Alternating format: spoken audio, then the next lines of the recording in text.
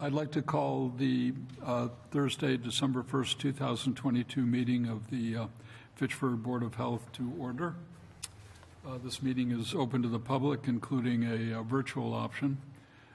Persons who wish to participate remotely for the meeting may request a remote attendance meeting link by contacting the health director at scurry@fitchburgmass.gov. I don't think we have anyone today remotely. That is correct. There are opportunities for the public to speak during a Board of Health meeting. During the public forum, the chairman will ask if anyone in the attendance wishes to speak on any matter appearing on the agenda. If you wish to address the Board of Health, you must stand and be recognized and follow these rules before speaking. State your name and address, approach the center table, and either stand or sit. This allows you to be seen and heard clearly by everyone in attendance. We have help with that as well. You may speak only on terms appearing on the agenda for no more than 2 minutes. Please state the petition, order, ordinance, or resolution number to which you refer. I don't think we have anyone here to speak for the public forum at this point. So we'll go ahead and approach the agenda. The first item on that is meeting minutes, to approve the meeting minutes of November 10th, 2022. Any comments or needs for change? I didn't see any, so I make a motion to approve minutes as is. Usually I find a typo or something, but were you just kidding? You were. I was yeah. kidding. So no, it looked good. You It did a looked good, great job. Karen. I'll second. All right, and I'm in favor also, not even reluctantly. You can go ahead and approve those. Next on the agenda are tobacco hearings. We have hearings in response to 3 places of sale regarding violations, I think, with respect to marketing and selling tobacco. The first place on the agenda is Ciabo, C-I-A-B-O Market at 1151 Main Street. The owner, I think, is Adriana Barroso. This is with regard to a third offense, offering for sale a flavored tobacco product or tobacco flavor enhancer, which is prohibited, and a fourth offense, no person shall sell or distribute or cause to be sold or distributed any flavored tobacco product except in smoking bars and adult-only retail tobacco stores.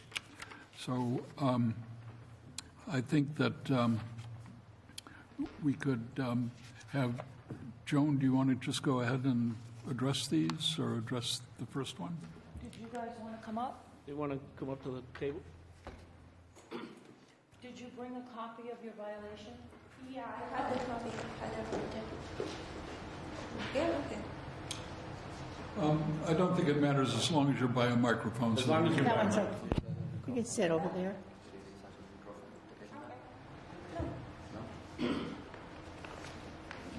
So if everybody has the violation in front of them, I'm Joan Hamlet, and I'm a Fitchburg tobacco agent, and I have Jody Briganti, who is also a Fitchburg tobacco agent, who did the inspection. Page 9. So if everybody has their copy of the violation? Okay, so we entered into the Excuse store. me, Joan, if you folks would rather stand, you can go to the podium as well. Okay, I got We're just very concerned about hearing you, because it's really tough to hear in this building. So if you're not next to the microphone, we're going to have a hard time hearing you, that's all. Thank you. So we went into the store on November 8th for the annual retail education inspection. And, you know, as you can see in the violation, there was offering for sale flavored product or a flavored product tobacco enhancer. And this would make it, with those products present in the store, it made it the third violation for the market. The previous violations had been accounted for and paid for, and they were held responsible for the previous violations. There was a sale to a minor on 3/17/2000, in '22, and then another sale to a minor on 6/20, 2022, and then now going into the annual retail ed inspection, we found the flavored products. And then we also found the Frontano blunt wrap. So the third violation is a $5,000 fine and a 30-day suspension for a violation of the state requirements of not being able to sell flavored or flavor enhancer. And then the fourth violation was the blunt wrap that we found, but that's a local violation. So that brings it to a $300 fine for the third, but for the fourth, there's no fine. It says the fourth violation of this regulation is a revocation hearing. So we have two things before us. One, the third violation to make a determination on, and then moving into the revocation hearing. We have pictures and photos of what had happened. We also have provided for the board, and I have a copy for you. In 2020, 2021, and 2022, we have the signature sheets of the retail ed inspection where we provide documents to the retailer informing them of all the laws, the changes, and their retailer responsibility. So I have the 2020 and then the 2022 one showing that we have, their signatures. It's this document that they received the education packets of what their responsibility was. Joan, just to clarify, the first two violations were for selling to individuals who are underage, and the third violation was the flavored tobacco? Yes. And in the state of Massachusetts, they had passed the new law that went into effect June 1st of 2020. So for the violations of selling to a minor, not having manufacturer verification letters, or having a flavored product for sale, the penalties went from 100, 200, 300 locally to the state law requires 1,000, 2,000, 5,000, and no clerk, magistrate, or board can reduce those fines. You can only find the store responsible or not responsible, and a not responsible finding on those issues has to be that you believe the product wasn't in the store or there was a problem in the protocol. Inspection protocol. In terms of the blunt wrap violation, that's a local regulation, so you do have, we can talk about different things there when it comes to the blunt wrap violation. We have, Jody could speak to, we have spoken with the staff and management of Chiabao in the past, and we have provided multiple retail education packets in 3 in-store visits where they signed they received the packet, and we also did a mailing back in 2020 when the laws went into effect for additional education. And then in the fall of 2020, we did a educational inspection where we left the iPads at home. So after we gave them the information they needed to comply, we went around and did a educational inspection. And had we had our iPads and it was a real inspection, we pointed out where they would have had violations, because obviously we don't take lightly fining businesses $1,000 to $5,000. We've been issuing these fines fairly regularly now in our district, and everyone we write with great pause and hesitation, because our goal is to help retailers come into compliance, not catch them in non-compliance. And we're very available to our retailers. If they have any questions or concerns about products, they have my cell phone number. Our numbers and emails are on all the letters, all the education materials. I provided the most recent packet, but this is what the packet looks like every year, with maybe some additional changes in the letter and additional handouts depending on what's going on. But this is what they sign for every year when we come in for the annual retail ed. Could I just ask a question just on the logistics of this? So you conduct, is this is an unannounced inspection, or Yeah. it's Yep. unannounced? So someone goes into the store and looks around and sees that there's flavored tobacco products available? As you can see in the letter, the retail ed letter that I gave you, it explains, it's the retail ed visit. We do them on Monday, we try to do them on Monday, Tuesday, Wednesdays, 9 to 3 o'clock, when a manager or an owner would be there. And the usual visits take anywhere from 15 to 30 minutes, depending on how many questions a retailer has. If they're a newer retailer, they take a little longer. If it's a retailer who's been around for a long time, they go relatively quick. But there's a checklist in the state inspection system on the iPad. Do you have your DORs? Do you have all your signs you need? Do you have any questions about the new laws? Any questions on the local regulations? And we have a checklist. We open up the iPad, and the satellite tracks us in the state database, and it puts us right where we're supposed to be. It tracks the satellite time of the inspection, and then we answer all the questions in the retail ed, and then we ask them if they have any questions. We go over retailer responsibilities. We give them this annual handout. But in addition to that, because we're on an iPad now, so we would ask, are you the owner, manager? And we'd put their name in the iPad. We have the sign-off sheets as well, because to make sure that it's known that they received the information that they needed. And as you can see in the packet, it outlines a lot of responsibilities, and it tells them to call us or email us if they have any questions. And on each of those handouts, it has my cell phone number, so they don't get an office. They get my cell phone directly if they have any concerns or questions. When our inspectors go out, they go out with a business card, and on the back of it, it has my cell phone number. So if there's a question there that anybody has that can't be answered with one of my per diem inspectors, they can call me directly on the cell phone. So again, just in spite of all this, you go and inspect, someone goes into the store, inspects, and how does it work? That person wanders around and says, oh, gee. No, we come in, we announce ourselves, we tell them we're there for the annual retail ed inspection. We ask to speak to the owner or the manager. If there is no owner or manager, we continue with the inspection with the store clerk, and we make a note that it was a clerk, a manager, an owner, the first and last name of who we were speaking to. And then we just, can we see your DORs? Can you show us your permit? We got to check behind your counter. We go in the store and we look behind the counter, any locked drawers, it's part of their tobacco permit to give us access to the whole entire store. So we look in locked cabinets, file cabinets, safes, under the counter, behind the counter, in racks, behind racks. If we notice a drop ceiling tile crooked, we'll go up and look around in there, looking, to make sure that there's no products that they're not supposed to have for sale in Fitchburg. This particular inspection resulted in a significant amount of violations for the city. So we have 3 appeals before us, but there was 11 retailers with violations, and some of those retailers received more than one fine, but some have already paid and some are choosing not to appeal. So the last retail inspection, we started getting a lot of complaints about different stores having products they shouldn't have, and people were telling us where we could look and whatnot if we didn't see them, obviously, on the shelves.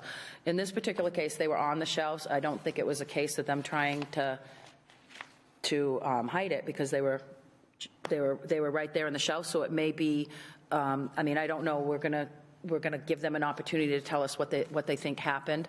At this point, we have had 9 points of contact since June of 2020, providing retailers that they cannot have flavored or flavored enhanced products. And then the Fitchburg's blunt wrap ban has been in effect since 2016.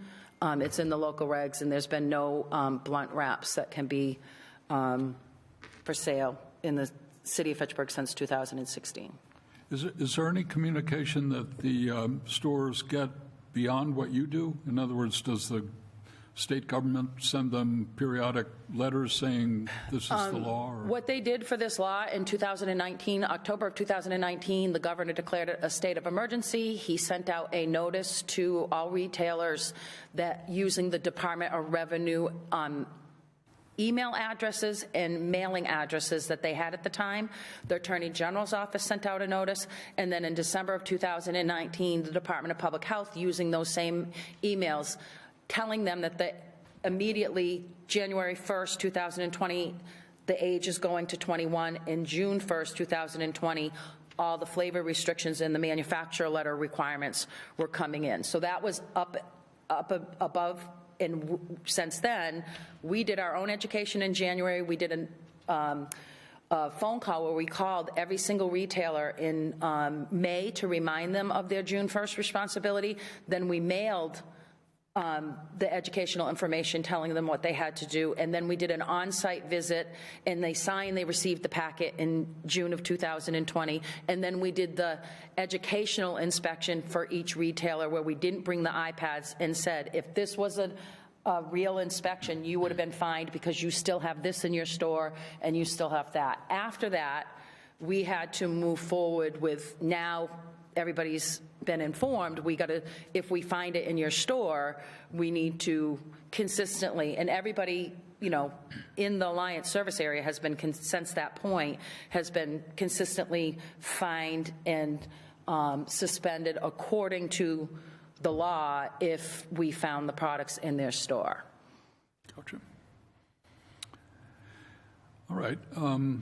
Anything else to add with respect to Ciabo and the inspection before we allow them to respond? Nothing to add at this time. Okay. Any comments from either of you? All right. Well, then I think we should give, is it Adriana? Yeah. Yeah. Give you an opportunity to explain how it happened that these products were still in your store despite all these warnings. Okay, yeah. Well, my English is not good, but my son is talking to me. I'll translate, yeah. Fine, thank you. Ahora entonces primero se fue que no sabíamos, ¿verdad? So, well, first off, we've been selling these leaf. There's no tobacco, right? No tobacco. No tobacco, no flavor in these, especially. And we've never had a problem with them, especially since we had them like in our shelves. So the fact that we've been passing by inspections for like 3 years is a bit weird. That now it's a problem. Let me. I'm sorry. What is that you just showed us? Can I bring it up to you? Or?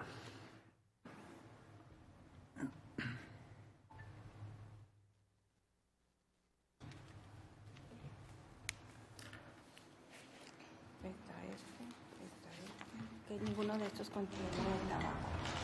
None of these contain.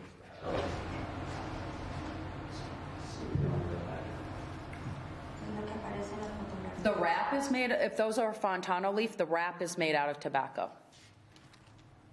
It's a cigar wrap. So there's no tobacco, loose tobacco in it. If there was loose tobacco in it, it would be a cigar or a blunt. It's a tobacco leaf that rolls it. You can roll it out to a table and it can be cut and people can put whatever they choose in it. I see. So there are you've handed me two things. One is,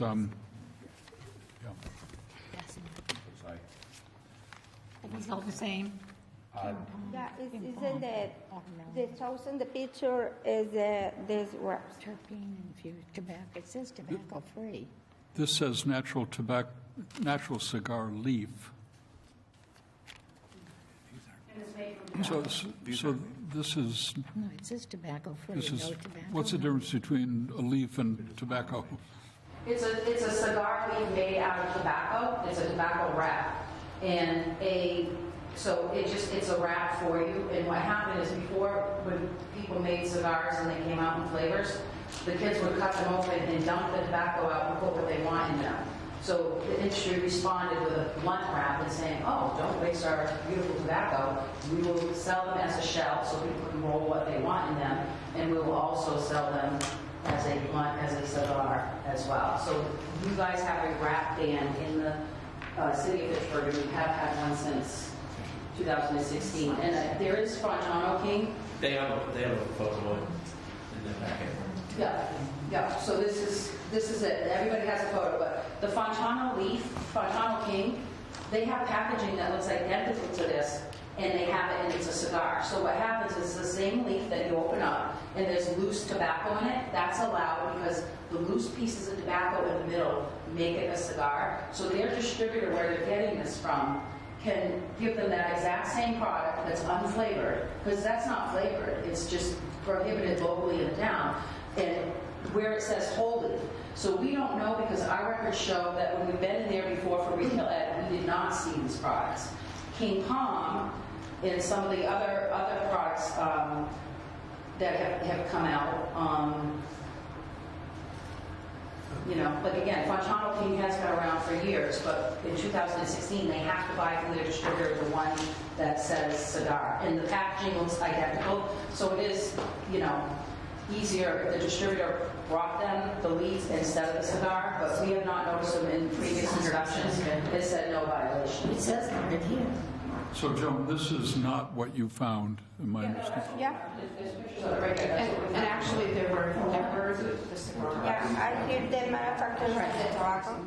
17. So there's two. This is what we, you know, that, and that's a picture, we have some of the pictures in here, the Fontano. So it comes in like this. When is this sold as a cigar? So this is the one, they have both.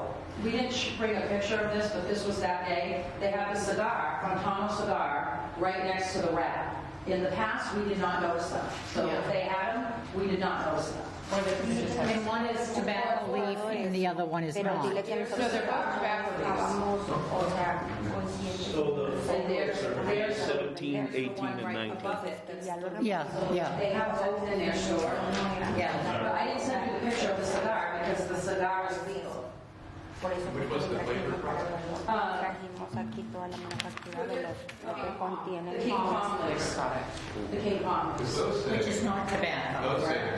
Yes, but the definition, the state law's definition is in any leaf or wrap. There's banana wraps, there's camel peel wrap, leaf wraps, there's any wrap, because it's a flavor or a flavor enhancer. So if you have a flavored paper, Yeah. that is now considered a flavor enhancer, and it's the same thing as a flavored product. So these products, and it's part of our education to let them know that they can't. And that can be confusing. I can see where it would be. Yeah, Yeah, it can be, but we've done extensive education, and we've removed these from 52 communities in Central Mass.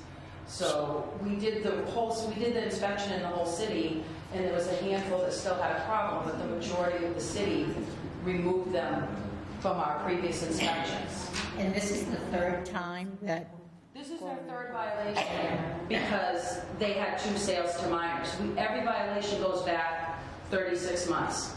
So if you have a sale to a minor, a missing manufacturer letter, and a flavor, it's 1,000, 2,000, they total on top of each other. And that's nothing we can do about that because that's the state law. so what he just showed us, It's prohibited, it's the 4th violation, and it's prohibited in the city of Fitchburg. okay, I mean, is that what you were considering the third violation, which No, is the third violation is he was just showing you that product. The third violation was on the King Palm flavored leaves. Okay. Yeah, I think maybe if we can kind of concentrate on that third violation. Okay. So, It went into the different direction because he was showing you the picture of the Fontano, which is actually the 4th violation. okay. So the King Palm, Right. Let me start So- over. Let me the start over. King Palm, if you look at this picture, there's watermelon wave. Yeah. So those are illegal, and they're against the state law, and that's a $1,000, $2,000, $5,000 fine. In the definition of tobacco, in your 2016 regulation and in the state regulation says these products, regardless of nicotine content, are considered flavored and not legal. Okay. What I'd like to just figure out, the third offense was offering for sale flavored tobacco or a tobacco flavor enhancer. That's the third violation.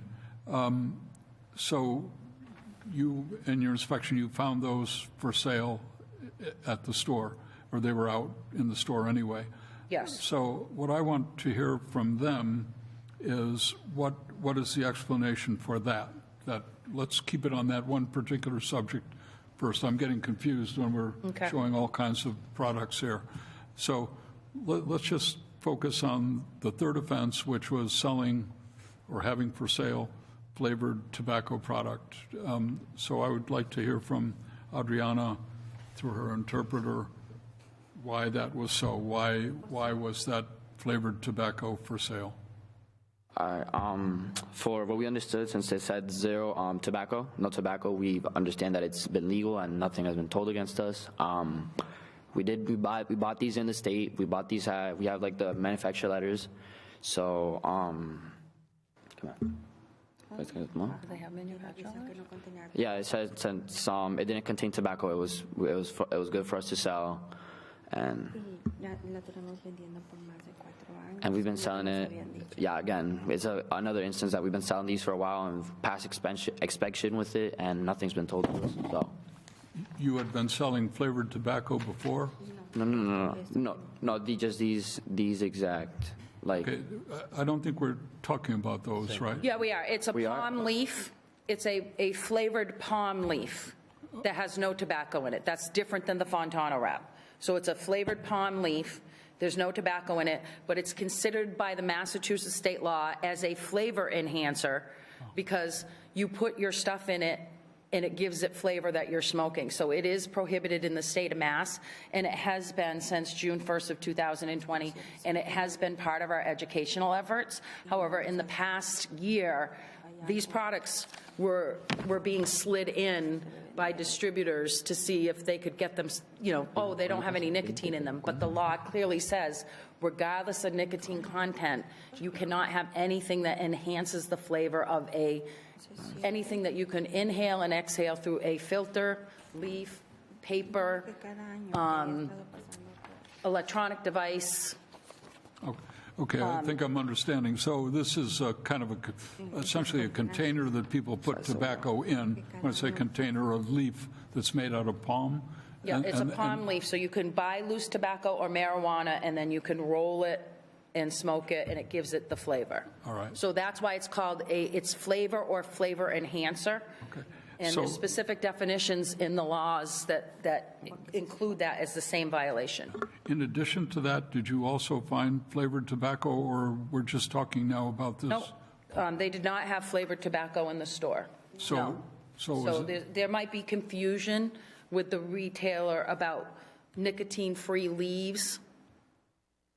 They're not allowed, and the education has been provided, but there may have been an issue in that, a distributor comes and says, oh, you can have these, but we tell everybody it's not up to the distributor, it's up to the owner to know what their local laws and the state laws are. Distributors, most of them are New England distributors. There's other states that don't have these laws, and distributors can't be relied on they're not responsible to make sure you have what you're not supposed to have in your stores. The owners are responsible for that. And can I interrupt? Are these instructions or laws put out there in Spanish as well? They are put out there in Spanish, and we have been working with this market for a long time. We do have things available, and we've asked at different times, and there's been no request for any of the materials in Spanish, but majority of these materials are available in Spanish. So if I'm understanding, you found this flavor enhancer, essentially, not flavored tobacco, but flavor enhancer, which was the palm leaf that's flavored and people can put tobacco in. And if I'm understanding them, they're saying that perhaps they didn't understand that what this flavor enhancer was, and that this was against the law. Am I Right. understanding you Yeah, correctly? there's no ill intent on selling these. Obviously, we didn't hide them. We had them out there on our shelves. Obviously, there must have been some sort of miscommunication why we still have them out there. I mean, again, we've passed inspections and we've not been hidden. They've been out there on the shelves. So They've really exploded in the last 6 months. The thing that's confusing me, and I'm sorry, maybe just me, but the violation is because they offered for sale flavored, I get the flavored part, but it also says it's a flavored tobacco product. It says flavored or flavored enhancer, so if you read Right. it, No, I think. the flavor enhancer. So to Yeah. have a banana cream wrap or watermelon wave wrap, I leaf get the wrap. flavored part. but there's no tobacco in any of that, so, Because No, the state it's law, It's either two ways you can go wrong. You can either sell tobacco or you can sell the enhancer. They just sold the enhancer. They did not Enhancer. have flavored tobacco. She's And just, the she's just state- writing the law here. It could be either one. They didn't sell flavored tobacco, if I'm understanding it was what you but then found it says was. tobacco product flavor enhancer. it's a tobacco product flavored enhancer because it's a leaf wrap that you put tobacco in and smoke the tobacco out of. It's Okay, a that's wrap to kind put of something you- confusing. I'm sorry? I think that's a little confusing. Well, if It's meant to everybody has be. received the, I can see where, right, so you'd have to look at the state definition of tobacco product, and you can look in your own definition before you, in your reg that I just gave you a Yeah. copy of. Your definition says a tobacco product is anything and everything that you put, inhale, exhale, put in your mouth.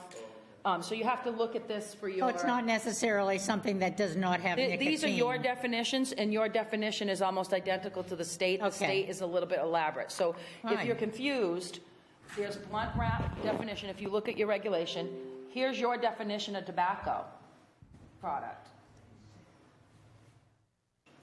And then you have a definition of blunt wrap and a flavored product, and it says regardless of Nicotine. I gotcha. Thank you, nicotine, Joan. regardless of nicotine content. This is not a new definition. We've been using this since 2016. I haven't reviewed it in a while. We haven't had anything like this before. Yeah, So I just want to be sure that we I had a good understand. run where we weren't having too many violations. Right. So, Okay, thanks. So I think, Thanks, I Melissa. think we understand what happened for the third violation now, or at least what the two sides are. In addition to that, there was a fourth offense now? the fourth offense is on the blunt wrap, and and you already talked about the blunt wrap. The thing that we have to agree upon with this market is that I don't believe that this was done in ill intent. I think people are busy. I think, distributors come and go. People are talking about products. Somebody sees the neighbor selling it, so they think it's okay. Customers go, oh, I bought it across the town, or I bought it somewhere else. So I really feel like the fourth violation does require a revocation. And since 1994, we've had one revocation in the whole entire city. So the reg is there, so we need to follow the reg, but what I would recommend on the revocation is that the store goes on no revocation and that the store would go on. Our recommendation is a responsible finding for the third violation as per the state law requires, and then for the revocation that they go on probation and that we do not revocate the permit. There's no fine for your fourth violation, so there's not a fine attached to it for them, but a permanent permit revocation to say that this store won't be able to sell tobacco, I think it would be very damaging to them, and I don't believe that there was any intent. I do think sometimes it can be overwhelming.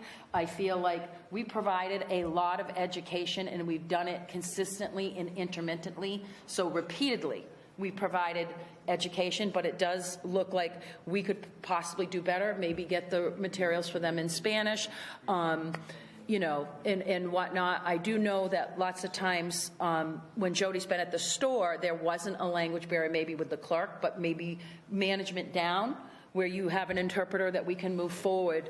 But the state law does say your true reasons for not finding them responsible for the state violation are you believe the product wasn't in the store. It doesn't matter how it got there, but you believe it wasn't in the store, or you believe that we made an inspection protocol error, which we did not. So in fairness to other people who received these fines, our recommendation is to stay fair and consistent and equitable in finding them responsible for the third violation. And then for the revocation, that we would go on, the store would go on probation and no revocation. So revocation means you're revoking their ability to sell tobacco, and that's Period. and And that's it's a indefinite. permanent. Yeah. We've only done one of those in the city, and the situation was so much more egregious than this. We've only done one since 1994. However, the regulation calls for that in the 2016 edit. And when we did that in 2016, we had no idea that the state law would do something with these, and fines would go from 100 to 300 and supersede you for 1,000 to 5,000. I really feel like we can move forward, we can work with this store, we can, work with better education. It's a big fine, and it is a permit suspension, but it's consistent in what other people in the city have received and taken that penalty before. The board, in the past, when we've had larger fines, they have done payment plans, and they've arranged with the retailer if the fine couldn't be paid right up front immediately. So that's something that, that could be considered as well. And I would say with respect to that, we don't know what the situation was with each of the other ones who got a fine, whether they had ill intent or just what the intent was. So I think we have to consider each of these individually. For the third offense, it would be a $5,000 fine, am I understanding? Yes, and the board does not have the ability to reduce that, and whatever your reason is, I have to enter it into the state database. So if you find them not responsible, I have to pick one of those two reasons, or if you find them responsible, it gets entered into the state database. There's also a 30-day. Can we talk about chickens instead? Yeah, nobody feels good about these penalties, but they are very effective. Sorry. I like chicken. Any comments? Well, for the offense, for the punishment for the third violation is the fine and a permit suspension, correct? Yes. It is a permit suspension of 30 days. Can we change that at all? You do have I just want to be very clear. Oh. You do not have the authority to change it on a sale to a minor. You do have the authority to change it under flavor. With that being said, if you change it, that will be the permanent for flavor, if you change it. So we will be addressing in January, we're going to be merging the regulations. And if you look in your local regulation to what you had for a permit suspension for the third violation, in your previous regs,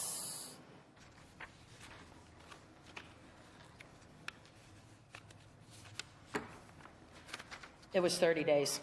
Since 2016, your third violation was a 30-day suspension. But the fine was $300, not $5,000. And That's a big But, I difference. mean, if you were going to do something, the second violation that they already served, because they paid for their first violation and second violation, and they already served a 7-day for their second, I mean, this is a tough one, but if you move forward, let's just say you half it, we're going to do 15 on flavor. Then anybody with that, we'd move forward with everybody getting that when they get to that third violation to keep it fair and consistent. is that the case, though? I mean, doesn't it vary a little bit about the reason why a person might be? Not on the state violations. Well, you run a slippery slope because if somebody comes in and you run a very slippery slope, and the one thing we've done in Fitchburg has been very consistent with everybody. So everybody has received the same penalty, the same amount of suspension. Right now, we have had several retailers that got to the $5,000 and have already served the 30-day. I don't know. We don't have too many. We only have a couple, and whatnot. So, but you don't have that authority when it comes to a sale to a minor in the state law, but there is flexibility, not on the fines, but on the permit suspension. And I'm just recommending as your agent that whatever you decide, because now, every person can come in, and you just have to be very careful that anybody who has the same reason is getting the same reduction. So they've already paid $3,000 in fines, correct? Yep. But you do have complete authority to do whatever you want to do with the 30-day permit suspension on the flavor, because this is a flavor violation.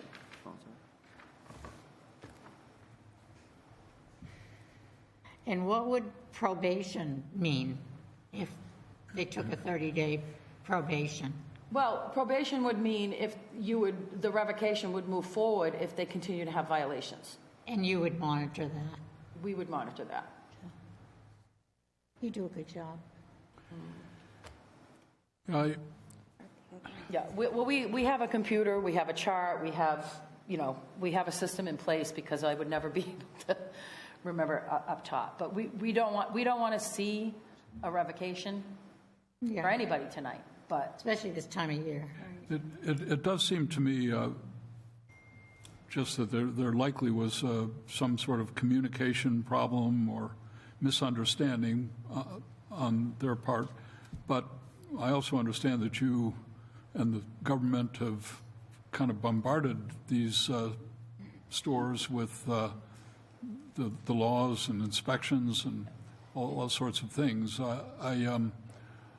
Unless somehow just this one particular item could have slipped by and not been mentioned or well, there's several misunderstood. items, so it's not just one, it's several, because the blunt wrap is not flavored, and then the flavored enhancers, there wasn't, I wouldn't say there was a significant amount of them, a small enough amount that that this was not intentional. And we did search their whole entire store. There was no hidden product in a drawer or cabinet or anything else. I really do think it was an issue of understanding. So I think they have to be responsible for having it in their store. But, I mean, if you're not going to move forward with the permit suspension, we would just set precedent from this time forward that for flavor, because our other permit suspensions that were 30 days were on sales to minors. There's no flexibility there. And this store does have a history of 2 sales to minors prior to this. So it's not a clean store. It's not a completely clean store because there's no viable explanation for a sale to a minor that's acceptable in 2022. Flavor, I mean, there's 80,000 products. Our heads are spinning. Every day we're in a store taking pictures, doing research. Okay, now there's something new. Now there's something new. This one has a manufacturer letter, but we find out it was written by the distributor, not the manufacturer, so it's an invalid manufacturer letter. And we're talking like tens of thousands of products. So it is a huge job, so we may not realize that something's a flavor, but once we do, then we notify everybody and tell them that they have to get it off. So, I mean, moving forward, our recommendation is a responsible finding for the $5,000 fine, and then whatever the board wants to do on the permit suspension, on the revocation, we're recommending that, we put them on, probation, because if there's a 5th violation, but we want to work with them and do a lot of communication before we do our next inspection. Any, And I'm ready to make a motion if Yeah, if everybody you want else to. has, it's unfortunate. $5,000 is a big fine, but I'd like to make a motion that we go ahead with the third offense fine of $5,000 and no permit suspension, but what did we call it? Probation. Probation, thanks. For 30 days. Can we do that? I think the probation was for the 4th violation. for the our 4th local. violation.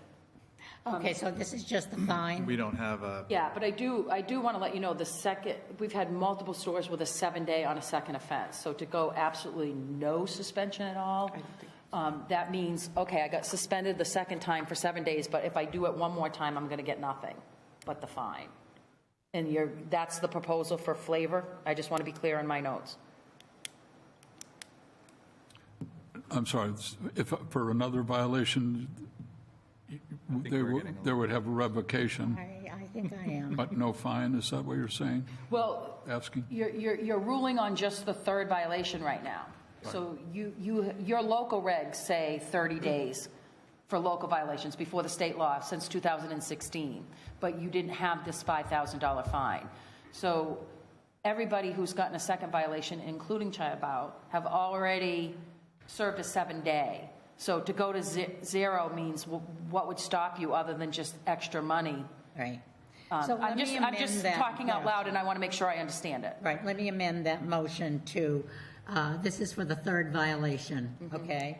That we go ahead with the fine of $5,000, period. Correct? That's what I make a motion for. Okay, and then The 30 days suspension. And then nothing on the third, nothing for the... No, I was just doing the third.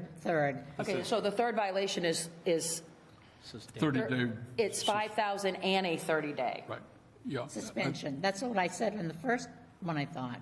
Right, okay, I thought your motion was no suspension. I It misunderstood. was for it is for no suspension. It was for probation. Okay, so that, the probation applies to the fourth violation. Okay, so, Sorry. all right. So we can separate, in other words. It's confusing. It's confusing. Yes. The motion is that we will move forward with the fine, unhappily, but we have to, move forward with the fine for the third violation, which is $5,000. Okay, so- And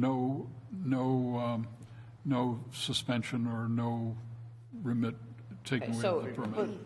but just so you, I want to understand, so I'm writing it correctly as we move forward with everybody in Fitchburg, is if I have a second violation, I'm going to get a 7-day. But if I go ahead and I have a sale to a minor and Then I you'll have get flavor nothing. again, well, sale to minor will be 30. But if I have flavor again in my store, I'm not going to get any suspension. I'm just going to have to pay double the fine. I'm going to pay the $5,000. Well, Okay. does it have to be that way, or can we consider each situation individually? In other words, if You someone can. You can. came in and put up big signs, everybody under 12 welcome here for flavored tobacco. Right. I mean, I think that person's going to get a permit revocation. I think if it's Yeah, the something fourth, that, yeah, this is odd because we have third and fourth together where normally we don't. Normally they're done at a separate times. So, okay. I so, just want to make sure I'm understanding moving forward. so I think the motion is to impose a fine of $5,000 for the third offense, period. Yeah. And We need to second that motion. So I'll you're second not it. in favor of it? I don't know about about completely getting rid of the 30 days. I mean, I get it in this instance to get rid of the 30 days, but if we're going to be setting a precedent, But if we can take each case individually, true. then wouldn't that? I think that's what we I want. understand that, but we have 2 sales to a minor that they just did recently and served a penalty, like not even in 36 months, like in 18 months, they've had 4 violations. So, In 9 months. The first one was March 17th. yeah, so in 9 months, they had 2 sales to a minor and a flavor violation. So it's just really, I understand if it was a store that never had any history whatsoever, but 2 sales to a minor in 9 months is a deal. yeah. So you just- nobody, these are not comfortable conversations, and we don't feel good about it. But what would happen if you have a retailer who had a 17-year history and made a mistake? And I mean, I feel like we really want to work on this and work with the retailer, but I would recommend at least the same 7-day as the second. Okay, that's what I will amend the motion yet again to make the $5,000 fine for the third offense and a 7-day suspension. Much that I hate saying that, but that's for the third offense. It's painful for us to hear it, too. And I think that's why it's I won't sleep tonight. important to be able to consider each situation individually. I mean, you can have individuals who are just flagrantly violating the regulations and others who might be mistaken or misinterpreting. Right, but there's no mistake about 2 sales in 9 months to a minor. We got a previous hit that's considered egregious. No, I think that's important. And I was going to just ask you very briefly to tell us how that occurred. Why? Well, they already took responsibility and paid for it, but they had a sale on March. It's right in the front of the violation. It's right in the front of the violation, their previous history. I mean, was it obviously a minor who walked in? Yeah, and- 7 of this month, March 17th, they sold to a minor, and then on 6/22 in the re-inspection, they sold to the minor. And they had a 1,000 3-day and a 2,000 7-day, and they took responsibility for that. They didn't have a hearing. So when they sell tobacco, do they have to get some sort of identification from the They have individual? to, yes, they have to ask for an ID, and none of our youth inspectors have any. They come with nothing in their pocket but the money we give them and their cell phone. So when they ask for an ID, there's nothing to show them. There was no mistaking the ID because the kids don't have one. And we use 16 to 20-year-olds. So these were two inspectors essentially who were in Youth there? inspectors that went in with one of our inspectors. And For the first they two. sold, and then in the re-inspection, immediately after the first sale, they sold the very next time as well, 2 in a row. So essentially, they did not ask for ID in those particular Yes, situations? and then they've had several inspections since with us, the state, and FDA, and they've passed those since. So it looks like we've resolved the sale to minor problem for now, but, I mean, it's only 9 months. This is in the current year, and they have to keep a clean record for 36 months. And it's only in 9 months. So we worked with the sale to the minor, and now we're looking to work with an understanding of the flavor. It does sound as if certainly more education is in order to prevent this from happening again. I wouldn't say more. I would say that we're going to work on getting it to them in the Hispanic, because I don't know what more we could do with how much we're out there with our retailers. There's not much more we can be doing other than, maybe if there's a translation issue, addressing that. But Well, I mean, is there a high turnover of the people selling these products, of the clerks, and maybe they just don't understand? I can't speak to that, Yeah. but I mean, at this point, I know Jody has, the gentleman that's over here, the last couple times she did the retail ed, he No, was, he was there this time.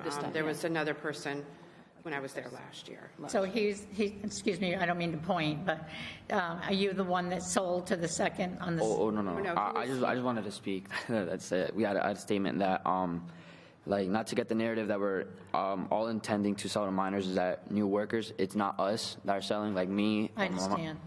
I know, but I mean, we're obviously, since like the offense, we've taught our workers to always check. We do not sell unless we see an ID. We've been real thorough through that. There's never no ill intent that we're gonna sell to a minor just cause for ill harm, no ill harm. And they passed it's our costing reinspection you and guys. FDA That they're inspection really since their getting, last so. sale. So they passed 2 inspections since their last sale. You passed those. so we passed the first motion Sorry. with regard to the third offense. Do we have to address the? I don't think we have. We haven't seconded it even. Oh, I'm Because sorry. Ian had, Oh, I apologize. it's all right. I don't know, are you at a point where you could second it, or? I do have some concerns about the 7 days. As much as I feel bad trying to take the people out of this, I don't think of any of our retailers as being bad people or any of them intentionally trying to, do things that are illegal or whatever. So I give them all the benefit of the doubt as far as that's concerned, that their intent is good. But that said, we've educated, there's a pretty big list of stores that that our inspectors have gone to and have provided this education, and they're not all doing it, which tells you that the education, for the most part, works. And you would think after 2 major violations, you would especially try to be on top of the regulations. So just trying to consider it from that with kind of removing, them being, I mean, they're nice people and I don't want to see their store fail, but I don't want to see anybody's store fail. So if I took that approach to all the cases in front of us, I'd be lenient. But I would be more comfortable with going to a 15-day suspension instead of a 30-day just to make it a little bit longer than a second and, the 7-day infraction. I think it should be a little longer than that. I know it's their first time with the flavor. I know that it's confusing, but I think with the other violations and with the education, I think you could expect a retailer to be a little more diligent about keeping the regulations. Because they could all make this, I mean, anyone could claim ignorance or negligence of the law, and I don't want people to come in here and just say, I was confused, they didn't teach me right, and then automatically reduce the sentence, because that's obviously not the case, because it does work, a large proportion of the time. And I think that's Joan's concern a little bit, and obviously they're doing everything they can to educate all the store owners and to keep this sort of thing from happening. Sandy, do you want to revise? When would the suspension have to begin? We have it in the letter, in the violation letter. It starts December, it's December 9th to January 7th, so we would recommend still starting it December 9th and then ending it for 7 days, 15 days. We could live with either, whichever you decide to do. We would shorten it. So we would reissue a hearing outcome letter to them that would reissue, you start on the 9th, but 7 days, 15 days, whatever you're going to decide to do. I just have a concern that if you're hitting them with a $5,000 fine and then they're not allowed to sell for 30 days is all at once is kind of, Even 15 days, is that what you recommended, 15? Yeah. is there a way You can reset that permit suspension date any time you want. Yeah, you hate to Are you interfere with the Christmas season, too. Right, with that's what I'm respect to that. thinking. Yeah. I still favor the 7 days. I think 7 days is enough on top of the $5,000. I'll second that motion, and I think we require 2 out of 3. I certainly respect what Ian's saying. I do, and too. I think it's, and not, it's only, I guess, in a desire to be lenient, which may come back to haunt me, but I think I would second Sandy's motion for the $5,000 fine and a 7-day suspension of ability to sell tobacco, which I would think could start immediately or as soon as. Well, it's issued for the 9th, so we would do it for the 9th. Okay, so they wouldn't interfere with Christmas is what I'm saying. Yeah, it would be over 9th it would start on Friday the 9th, and then it would be through Thursday, and they could resume selling the following Friday. Okay. Any further discussion then about the third offense, or? So we still have to address the fourth offense, is that it now, or did we do? Did you vote on it? Not yet. No, Oh, okay. So you vote on this, and then you go into the fourth violation. yeah. And the fourth violation was selling the blunt The Fontano blunt wrap. wrap. And there's no fine on your fourth violation. It's just come before us, and we're going to decide if we're going to revocate or not. So I think you have to close out this third one. Yeah, we'll just take it. Yeah, yeah. So the motion's been made and seconded. And then I'm in favor, Yes. and you're in We're favor. talking about the third violation. Right, Yes. so let's get that out of the way, Yeah. and then, yeah. And I'm in favor. Yeah, sorry, Ian. All right. It's okay. Okay. So on the fourth, we recommend no revocation, and that you put them on probation for 1 year.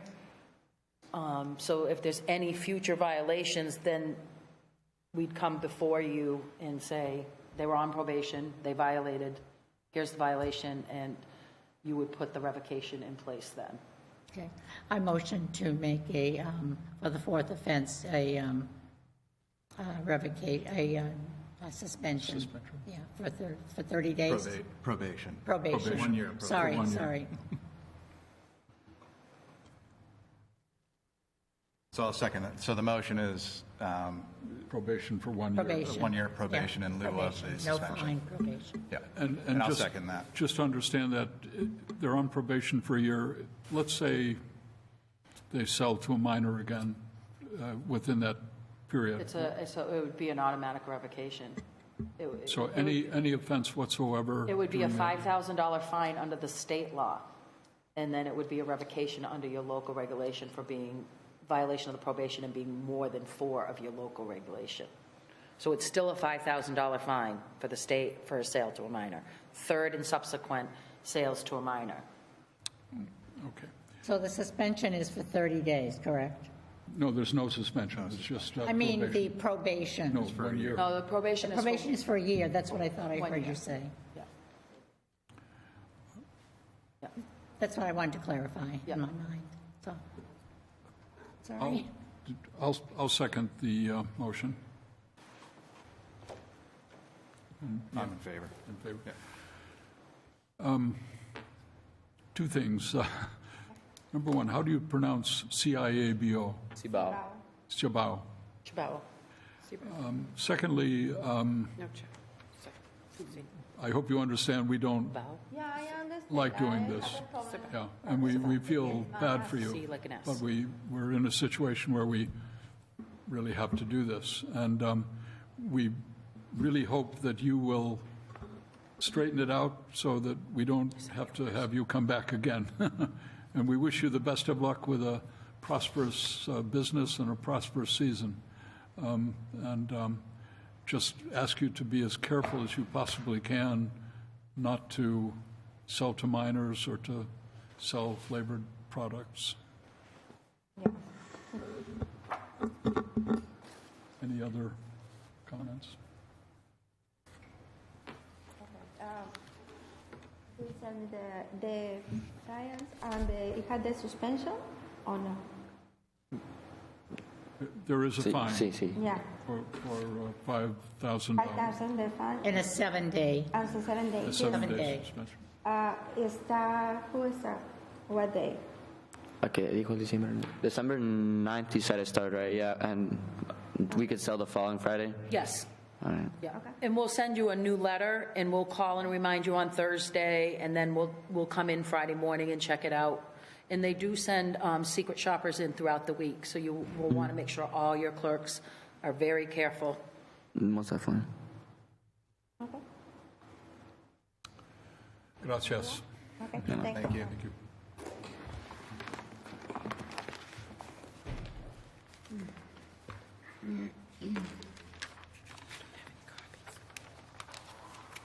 So we can move on to the second item, I think. The, What is this? Is this New York building? Can I just take a look at it real quick? The second hearing, I think we're ready to move on to, has to do with New York Bling Bling at 362 John Fitch Highway, and the owner is Manish Patel. Joan, did you want to speak to that first? It looks as if there were, again, a third offense and a fourth offense in this situation. Okay, so we're in the same situation. We went into the store on November 9th and did our annual retail ed inspection, and we found flavored products, flavored enhancer products, and I'm getting to the pictures. We found, again, the same King Palm products. There was a little bit more inventory in this store. And then we found, banana cream, leaf rolls, camo, blueberry, banana cream, watermelon, margarita flavored, fruit passion flavored, the King Palm, and again, the King Palm, it's the same. The King Palm is a flavored enhancer. It's a palm leaf that's used to roll to put loose tobacco or marijuana in it. Here is camo, and it says right on it, natural leaf wrap. So it's a natural leaf wrap. We did have acid cigars. We back a long time ago, and when you did the flavor ban, determined acid Cuba Cuba and Blondie cigars to be flavored. Those have been removed from Fitchburg shelves for a long time. The majority of the violation was on the King Palm and the leaf wraps. And again, I refer to your regulation, the top sheet. It says what a blunt wrap is, what a flavored tobacco product is, and what a tobacco product is in your local reg, and that it's flavored by definition of the state law because it's considered a flavored enhancer, and it's also considered a flavored product regardless of nicotine content as per your local reg. So I'm presuming these products were kind of developed and came out in response to tobacco being not allowed, or flavored tobacco not allowed. So this is not tobacco per se, it's essentially a wrap of something else, and They're also individuals started getting around it by putting tobacco in them. So another law came about saying you can't do that either, I guess is what, Correct. yeah. So your local regulation says you can't have these products, and then the state law says, regardless of nicotine content, if you enhance the flavor in the intended uses for something, even if it's marijuana, because tobacco product is no longer defined as nicotine. It's defined as anything that you put into a product to inhale, exhale through a filter, paper, wrap, or electronic device. In the education packet that they signed for, it explains a lot of that. I gave everybody a copy of the education packet. So we're in the same place. New York Bling Bling is a little bit different situation. We had 9/1/21 offering for this, the sale for a flavored tobacco product. That was their first $1,000 3-day permit suspension.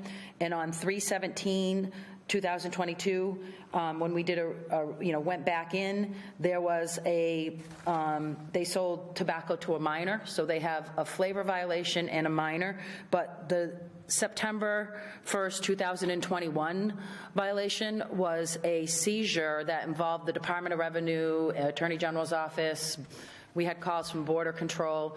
That was a 3-vehicle seizure of illegal products that were in a closet in the mobile part of the New York Bling Bling store. And what happened there was we didn't have a hearing on it because they accepted their penalty.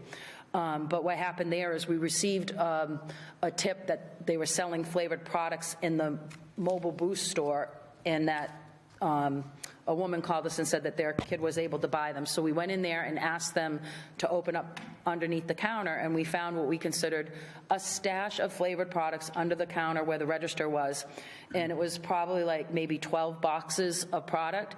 And in the course of the inspection, we asked them to open a locked door, and it was a long hallway, the whole length of the wall, filled with tobacco products. And it took us 7 hours.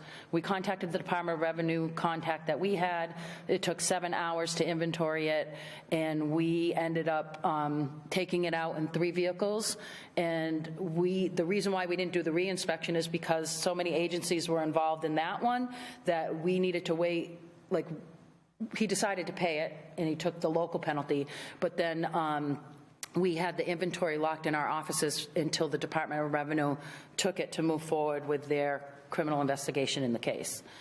So this is a little bit different situation, because at this particular point, after that happened, we did significant education with that store location of what they could and could not have. So I got to say, we were pretty shocked to still see product in this store. So that's, you're now talking about the 3rd violation? This is the 3rd violation. So we're recommending that you find them responsible for the 5th violation. And I'm sorry, for the $5,000 for the 3rd violation. It's a 30-day permit suspension to be discussed by the board. And for the permit revocation, this store, we feel like the fact that we've never seized that much product, and it still remains the 2nd largest seizure in the state of illegal products. So with that said, he took the responsibility for the local violation, and the sale to the minor, he took responsibility, paid the fine, and had his 7-day.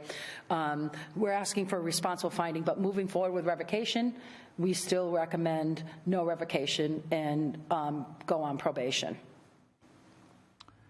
With respect to the 4th violation? 4th violation. Revocation is a very, I talked with Steve about this a little bit earlier. Revocation is a really serious step.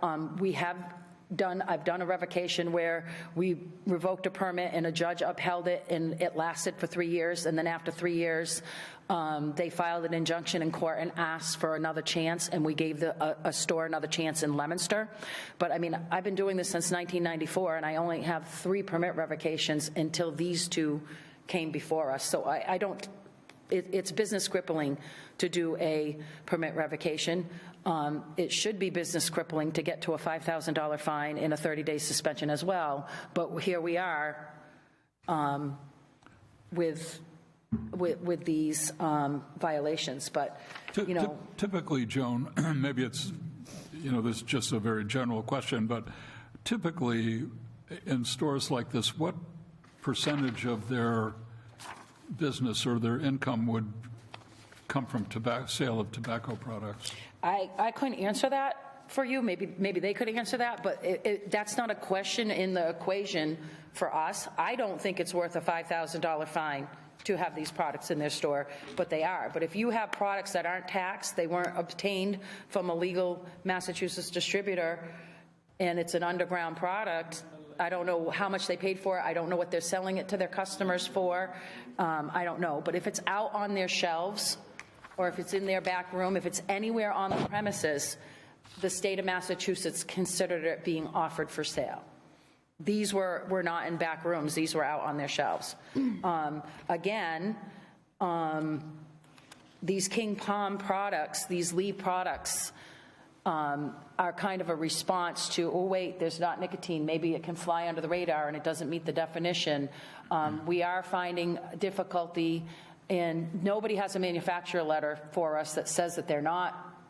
So we could be stacking fines. We could be given $1,000 because you have a product in your store without, even if it was unflavored. If you have a product in your store and you don't have a manufacturer verification, there's your first violation of $1,000. And now the fact that it's a flavored enhancer product, we could be doing 1,000 and 2,000 stackable fines. We've chosen not to do that with our boards, and back in 2020, when they raised the fines, we emailed all of our boards and said, our recommendation is not to do that. If you want us doing that, let us know. But we do stack on the local, because if you have a flavor violation and then a local blunt wrap, or you have a sale to a minor and it was the pricing or the blunt wrap you're not supposed to have, we do stack on local, because your local reg says no sale to a minor, so it's both. Your local reg says no flavored products, so it's both. And just once again, real quick, the first 2 violations for Bling Bling were, what were they? 9/1/2021, offering for sale the flavored tobacco product enhancer. It's the largest seizure of product in Central Mass and the second largest in the state that we know of. And then the second violation was March of this year, 17th, 2022, they sold to the minor. They took responsibility. When we go in the store and we communicate with them, they're cooperative. They move things. We've had a couple low level. The cigar humidor wasn't locked, but that was part of the previous violation. So we gave them, you got to make sure the lock was broken and they were getting it fixed. They fixed it before we left the store, so we didn't fine them on that. So we do, we have worked with the store, and we find, like I said, they took responsibility for the first and second violation. So local violation. I don't know what happened and what the outcome was with a further investigation after the products left us. That doesn't get reported back to us on that. Okay. Anything else before I ask them to speak? No. How do you do? My name is Arthur Perlman. I'm an attorney with a dry throat. I know what you're talking about. My office is in Sudbury. I would have objected to that if we were in a criminal case, because it's a lot of prior bad acts, and that's kind of quite unfair. I would ask that the young lady said that she had given an educational visit to the stores, and that everyone signs it. Could I see the one for our store and who signed it? Yeah. Well, here's for 2020, the first one since the law passed, and here's for the recent one. And they also signed in 2021. Which one? Oh, okay. They are... New York Bling Bling. Who's this? Oh, this is the old, I don't know. So here's He's no one, more. here's one He's in no more. I 2000. don't know when he did it, but he's no more. So there's three. In 2020, this is the first educational visit with the materials that we dropped off was signed by this person. The second one was signed Looks like the same in person. 2021, that they signed, they received the packet. And With the employees. this is the 2022. The packet was also mailed to them on December 12th, 2021, in May 18th of Somebody signed on 2020. behalf of me. It's not me. Somebody has signed on behalf of me. This was the most recent packet that was given to them in that's their fine. November, but the packet has a lot of the similar. Okay. You can have this. This is. I only ask because I got the owner and the manager here, and neither one has ever had, We never they've signed. never But that's had fine. But we know a what. visit Yeah. with educational. Okay. And that's part of that's actually one of my first point I wanted to make. Can I go? Oh yeah. Okay. My first point, I don't want to interrupt you. Are you done? Yeah. Okay. I didn't know. I was just standing. I got a cramp. Sorry. And the reason why I asked for that is because my first point is that when you have agencies like this Tobacco Control Agency or the Alcoholic Beverage Control Commission, what their object is, and they make it very clear, their object is education and prevention. You want to educate the owners and the managers, and you want to prevent products that you don't want going out to certain people not to go out. These people, you asked a question about someone asked it, what kind of percentage of their business is. The percentage of this business with tobacco is probably not 5%. It's a general store. They sell clothing, they sell sneakers, it's a minor part of their store. And that's why I asked them, when did you get these products? I'm going to want to show you these products as my second point. But they bought the products back in 2020. It's been there the whole time. They've come, the people on the tobacco have been in their store, and as you said, they did some kind of a taking out of all this product. And that product, by the way, was just when the law went into effect, they stuck this stuff aside because it was no longer able to sell it. Most of the stuff was expired. So And it was old, it was expired. There was a lot of it, but it was old, it was expired, because they don't buy that much tobacco product. They don't sell a lot, they don't buy a lot. So this stuff, which I'm going to show you in a minute, has all been there the whole time. Had someone said to them, you got to get rid of this, they, just like the other stuff, they'd get rid of it. They were hurt enough when everyone came in and took their stuff, they weren't going to violate the law again. I mean, that was, traumatic enough. So I just feel that what's going on here is no one is telling them this is wrong. They were there, they were capable of telling them this stuff was displayed, it's out. Anyone could have told them it's not to be sold, you should be carrying it, don't have it in your store, and they would have got rid of it. This is not their business. They're not a tobacco store. They're not a cigar store. They sell all sorts of general stuff, and they have a little bit of this stuff, and that's what they have. The second thing I wanted to give you is two things. May I approach? Yes. Okay, two things I wanted to give you. One is a copy of these letters from the general counsel to one company and the president of the other company.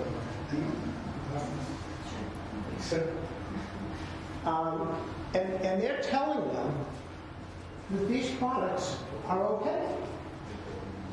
I've got the products here, and I had never seen them before, so I didn't know what this was all about. But these are the products.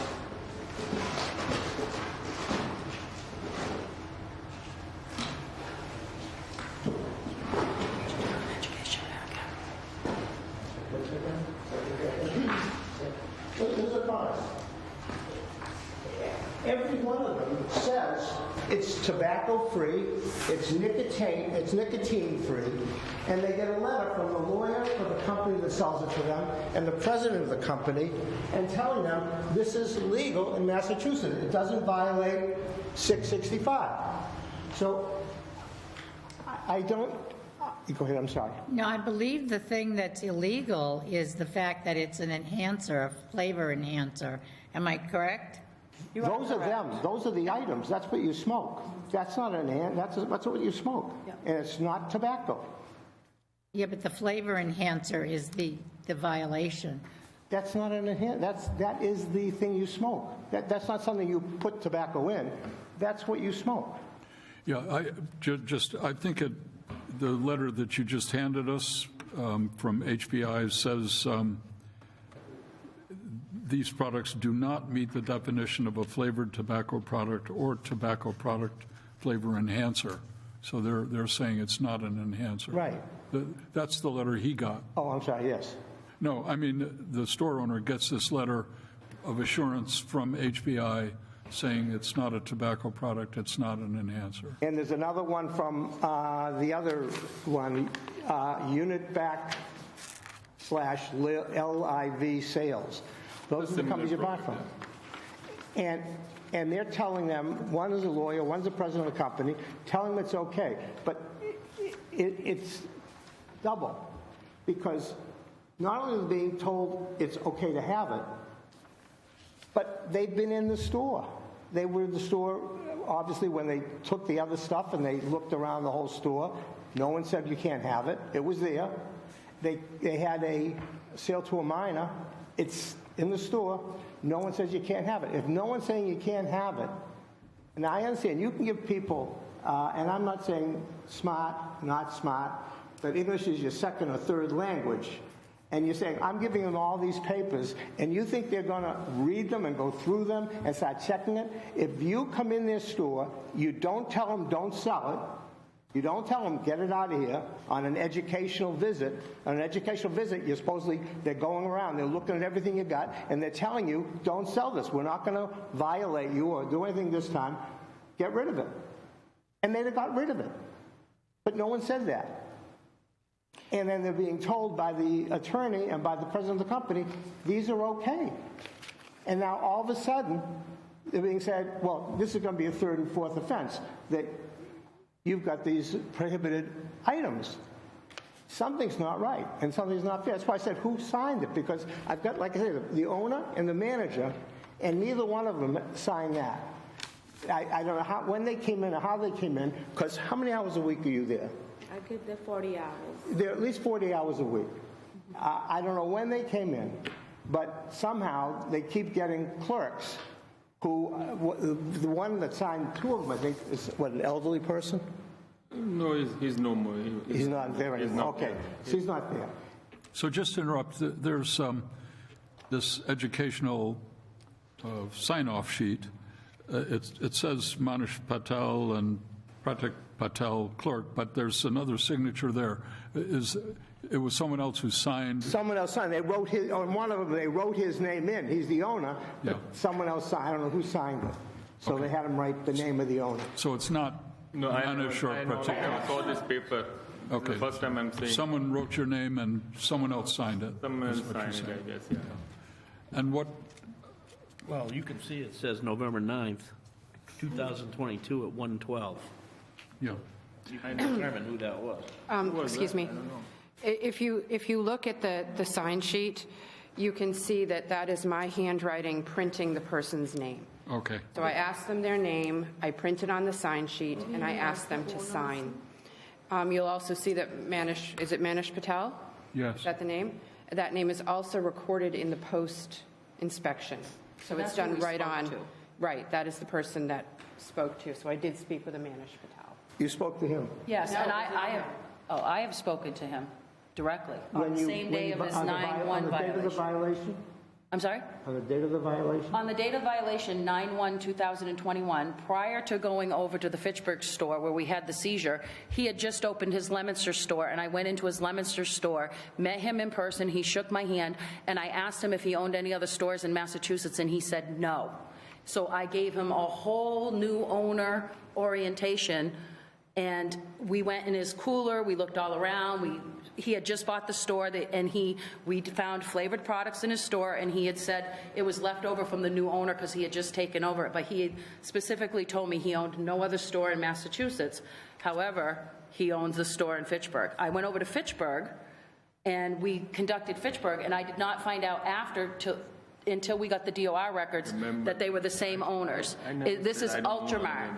And we have a post-inspection in Leominster, and we can verify that. And then I just wanted to speak to this. Excuse me, I'm still trying to... We have met him and spoke to him directly about the education, and you're testifying he didn't. I didn't interrupt you. Yeah. I'd like it. But I'm finishing, and you did interrupt me just now. What you're doing, you're interrupting. I mean, You're interrupting me. You asked me a question, and now you're interrupting me, because I didn't finish. Okay, guys, one at a time. Anyway, I'm sorry. But the problem you have is I keep hearing from them one set of facts. She met him. He said he never had another store. He says he never said he didn't have another store. So I just keep hearing, what's happening here is you've got a prosecution and you've got a defense. And I felt very badly for those last people because you're getting legal advice from someone who's not a lawyer, and she's telling you what you can and can't do. And I suggest to you respectfully that she's wrong. I wish you had a lawyer here for the town because you can do a lot of things. You don't have to do what she's telling you you have to do. And she's kind of bullying you by saying, well, if you don't do what you got to do, A, you're going to have to do that for everybody else, and B, I'm going to have to report this back to the state. That's garbage. You have the right, you're the judge, you have the right to listen to people. And if you feel that someone hasn't done anything that you think requires the kind of penalty that is put there, you can say that you don't feel they should get that. And you've got ability to do it. I mean, she can write to the state all she wants and tell them why you said you didn't. You didn't because you felt the person was trying to do the right thing. You felt the person had a reason for what they did, and you don't feel they deserve a $5,000 fine. Like, I felt badly for that last woman, but I'm not her lawyer, and I'm not going to interrupt your hearing. But that was sad, because it didn't have to be that way. You don't have the prosecution shouldn't tell you what the law is, any more than I should tell you what the law is. We're the two different sides. You're the judge. And when you people make your decision, you make your decision. And if people are going to do that, you really should get the town council in here and have the lawyer sit here. And that person will tell you what you can and can't do, not the prosecution. So I apologize, but I just felt bad. I was sitting back there, and I was very upset that she was being railroaded, and I felt that she was. Well, we appreciate that, and we certainly felt bad that we had to put out discipline there. On the other hand, I think we listened carefully to both sides of the story, and I think that, I don't want to revisit that case, but I think there were reasons for our doing what we did. So I think we're comfortable with it, although it's sad, and all of this is sad. We'd much rather be home watching the football game and not dealing with this, frankly. Right. But we do have a responsibility to the city and to the population to try to keep them as healthy as we can, and we have to act within certain parameters with regard to tobacco sales. That's what we're doing. Sure. And I try to educate myself along the way here, and I'm trying to understand. From what I understand so far, this store, I don't care who owned it, was gone into way back when, and a whole lot of tobacco products and all kinds of things which were, for whatever reason, squirreled away in rooms, were taken out of there. But some things were left, I guess, if I'm... No, everything that was supposed to be taken out was taken out. Okay, the first yeah. time. Then a second time, there was a sale to a minor. Was that the second offense? It was a sale to a minor. I just wanted to let you know that on 9/1/2021, and every time we go in the store, we take pictures of everything. So everything that was removed, we took videos of intact, we took videos of it after we packed it, we took videos of the empty room, and we took pictures. We went behind the counter and we took pictures and videos of the whole entire thing. So in case we missed something, we could go back. And these products were not on the shelves. So every time we enter the store, we take a picture and video of the shelves. So these were not left over from a confiscation from 2021.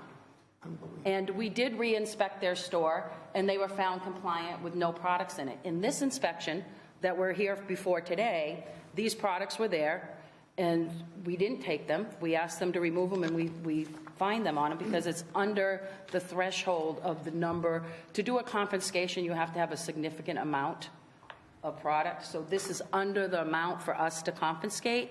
But like I said, these products were not there in our previous inspection. And we go in once a year, and then you go in for a re-inspection if you've had a violation, or we go in again if somebody complains. So we could go in there right now and they don't have a product, and then we go there next year and they have a product because they get deliveries every week, every 2 weeks.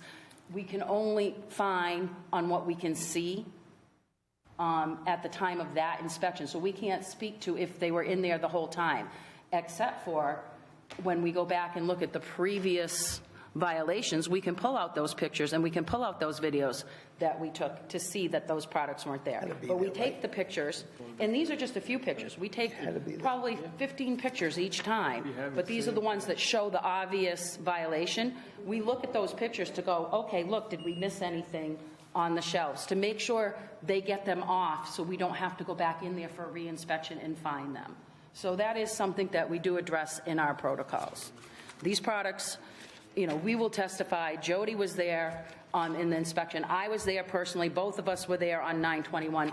These products were not there left over that we missed. These are behind the counter for sale. That whole entire area was completely swept. And these King Palm products and roll leaves, these type of products, squeeze top turpentine infused, these are designed to enhance the flavor of tobacco and other items that you can smoke. There's no doubt about what these products are. And then in our manufacturer letter, we may get letters and we don't know if that's a manufacturer letter or not, or if that's a distributor letter. What happens is when we get a letter like this, we turn it over to the Attorney General's office. They will investigate if that's a manufacturer letter, and they'll contact manufacturers and find out if they want to continue with that attestment. This is what's in their educational packet, and it's been given to them in mail and 3 on-site visits, so at least 4 times since June 1st of 2020. We say, give this to your manufacturer. This is what you need in a letter. So if you provide us a letter that says something and it doesn't have these components, it's an invalid manufacturer letter. And the state law gives a $1,000 fine for the absence of a manufacturer letter, period. When the 2 retail inspections, they had no manufacturer letters, so they weren't meeting their retailer responsibility of being required to have a manufacturer letter for every single product in their store, verifying from that manufacturer that in each individual product has to be listed. So that letter would have to say, banana is not a flavor, watermelon is not a flavor, banana cream and cherry margarita is not a flavor. They have to list each individual product, and we have many of those letters from manufacturers that meet this requirement. Anybody in the state of Massachusetts has to provide, that's doing business, has to provide that letter, every manufacturer. Your distributors can help you get that letter, but the letter cannot be from the distributor. The distributor has to get it directly from the manufacturer. And like I said, I don't know if it's a fake letter or not until we have it and we do an investigation on it.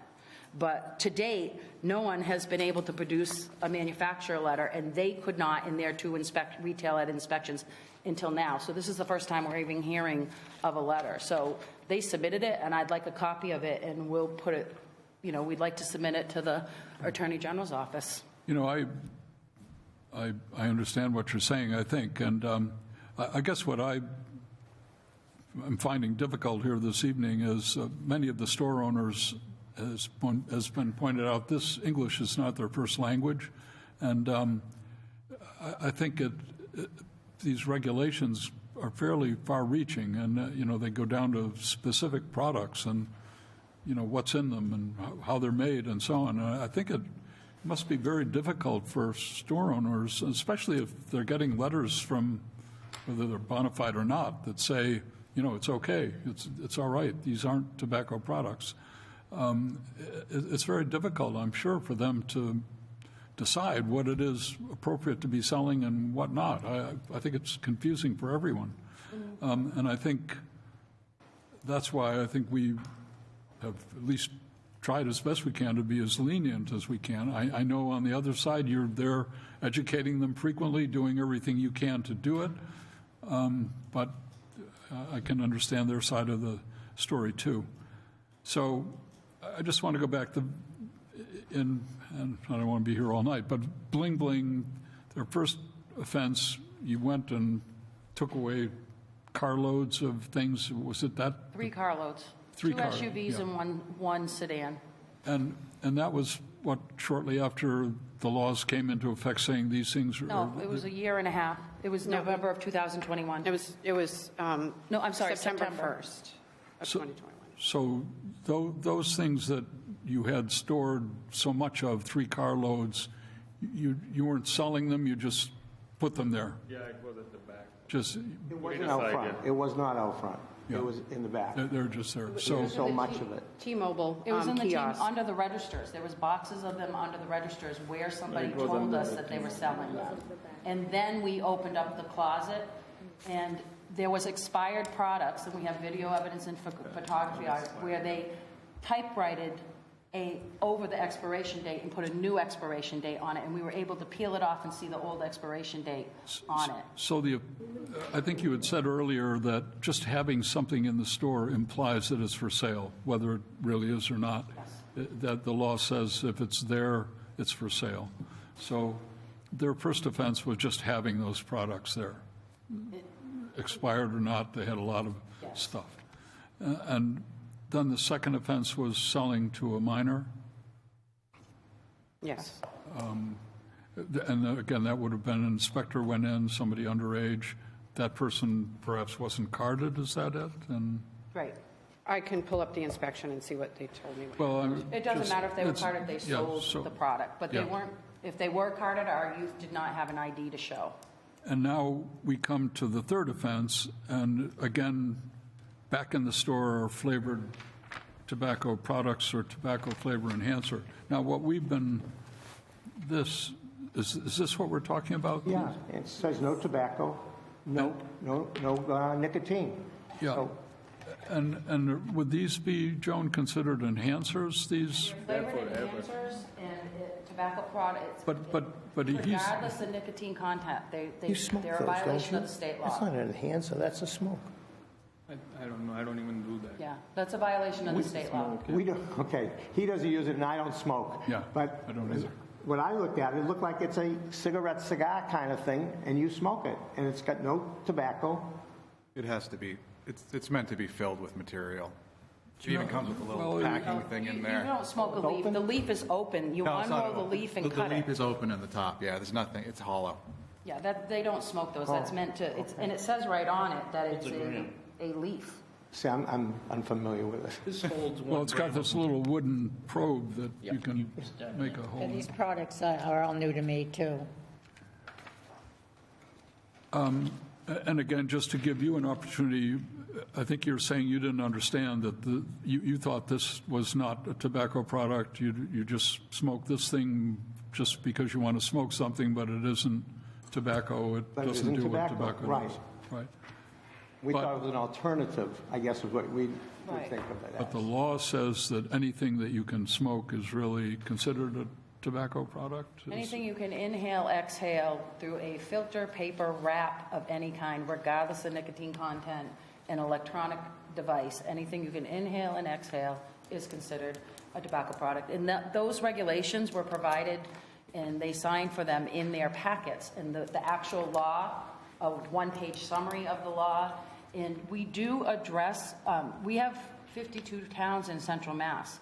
We have Urdu language, we have Chinese language, we have Spanish language. When we have a known language barrier, we work with our retailers aggressively to address it and provide them with the information that they need. And usually what happens in the retail ed visit, we ask the store clerk, the manager, the owner, whoever we're speaking to in the retail ed visit, do you have a language need?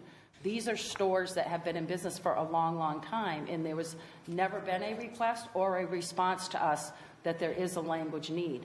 If moving forward there is one, we are willing to move mountains to make sure that we provide what we need to provide to these store owners, clerks, and managers.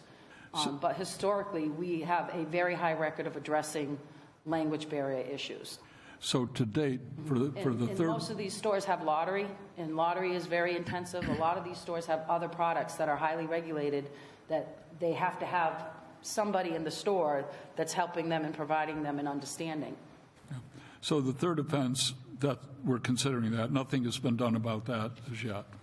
No, this is the third offense, so we were recommending the same thing that just happened for the last store. But there's also a fourth offense in the Fourth case of offense is having it as a blunt wrap, but we have the same recommendation, no revocation. So Flavored. could we do this? Can we take the fourth offense first? That sounds like that's an easy one. It's your meeting, so you can, you know.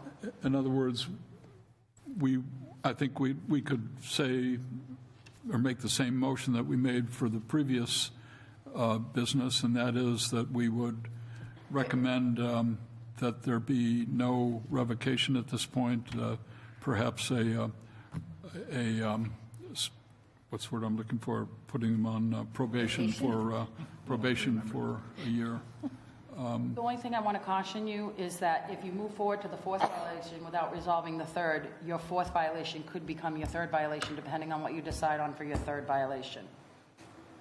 Well, just taking the easy one first. I know. So, because you don't want to, you have to discuss and decide what you're going to do with your third violation before you can move on to the fourth. Because obviously, if there's some sort of not responsible finding, then your fourth violation becomes your third.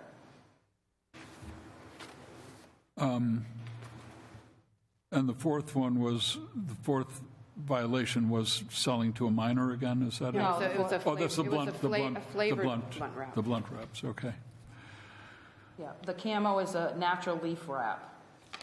So, Sorry about my phone. Blueberry flavored. So, yeah, it's blueberry flavored. sorry about that. The,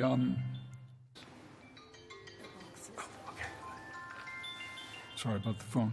The third offense then was similar to the third offense in the previous matter, essentially selling flavored tobacco product or flavor enhancer, even though there are letters saying that that's not what it is.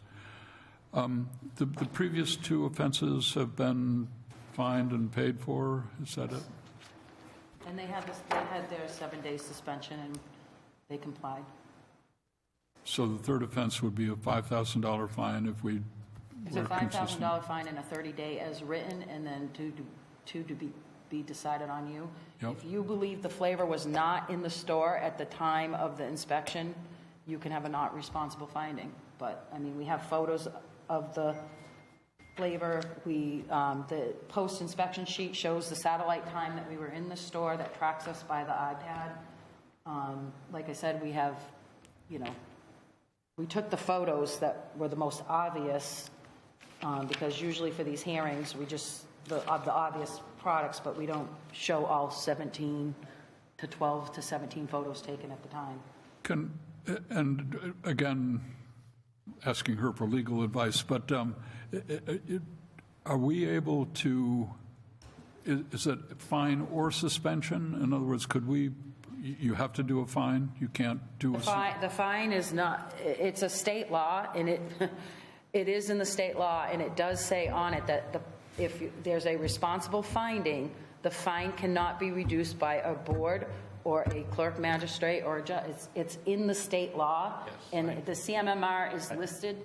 So I don't know if you read that before you came, if you read the state law, because it does quote in the violation where you can find the law in its entirety, and the law in its entirety was given to every single retailer in Fitchburg.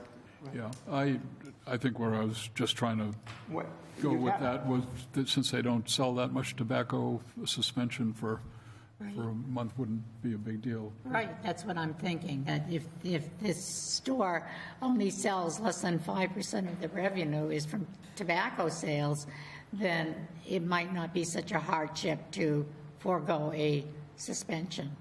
That's fine. Yeah, they don't sell much. I hear what they're saying, and 5,000 might be the 5,000, but you can also, not necessarily for us, but for anybody you feel you should, you can find that they're not responsible. And you can find you're not responsible because they didn't understand, or that it should have been previously told that they should have removed it, or whatever. I'd love to see the pictures they have, because these people aren't putting out cigarettes and taking them away when they think they're liable to be coming in. They come in unannounced, so they don't know when they're coming in. They're out there. But you can find that. There's ways of getting around it. Yeah, if you find them responsible, then maybe you have to give them the $5,000 fine. But you could have found not responsible because you didn't understand, or they should have told you to take it out, or whatever. I think one thing that bothers me a little bit about it is this is not the first time that they've had these products in the store. Oh, they've had it the whole time, absolutely. They've had it the whole They time. were not there. And We testify they were not there. And I'd love to see the pictures, because you're presuming these people take them out and put them back in when it's such an insignificant part of their business. That's why you said suspension. Suspension doesn't bother me at all, because it's not much of their business. But they don't also put stuff out, take it away when they think that someone might be coming to the store. That doesn't even make sense. It's not even credible. So I don't know what to tell you. well, and again, I'm going to confess I'm not completely familiar with the regulations that govern these sorts of things, but I personally would favor a suspension, not allowing them to sell tobacco for a time to be decided upon without the fine. But I'm being told that maybe that's not an option. And I don't know the answer to that, I will confess. It's written in the CMRR state law that if you find them responsible, you cannot reduce the fine. And you can't reduce the permit suspension on a sale to a minor. You can reduce the permit suspension on a flavor, but if you find them responsible, it's written specifically that the fines cannot be reduced.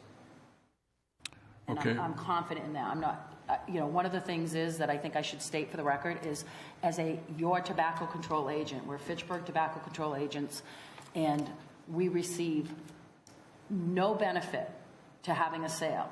It's a lot more work for us, and the fines collected go into your general fund, and our funding is not based on noncompliance. The sole main purpose is to provide education and help retailers be in compliance, not find them in noncompliance. There's no reason to behoove us to,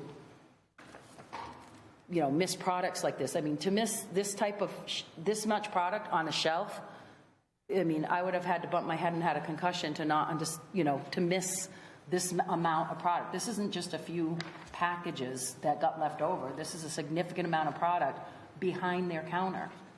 It wasn't behind the counter, actually. Oh, where was it? It was, as you walk up, there's a glass case and then the register. And if you look up, it was on the top shelf. But it was visible to the customer. Yes. So it was behind their shelf at the top. It wasn't behind. Yeah, and we didn't miss this. So it's my feeling that Joan and her team have been doing this for a long, long time now. And we've also have the experience of DJ Howard from the state, DJ's with the state, correct? DJ Wilson. Yeah, DJ Wilson, sorry. I know a DJ Howard. So I trust Joan and people that work for her. So I'd like to go with, for the third offense, $5,000 fine as mandated by the state, and a suspension, not probation. How long of a Well, the third offense is a suspension, the probation is for the fourth. Okay, so then I'm back to where I was before. So we'll just go with the $5,000 fine, period. And no suspension? Well, the suspension goes with the fourth violation, doesn't No, it? it goes with this. You guys Goes just with this suspended the $5,000 previous one fine and a 7 days. 30-day suspension. Which can be changed, right? Am I right? I mean, I recommend you don't do less than what you just gave the previous I don't think a suspension is going to matter person. to this store because they don't do that many cigarette sales. So what is the maximum suspension that can go with this fine? The order was written with a 30-day suspension. And your local I go with regulation the says 30-day 30 day as suspension. well for third. 5,000 in 30 days.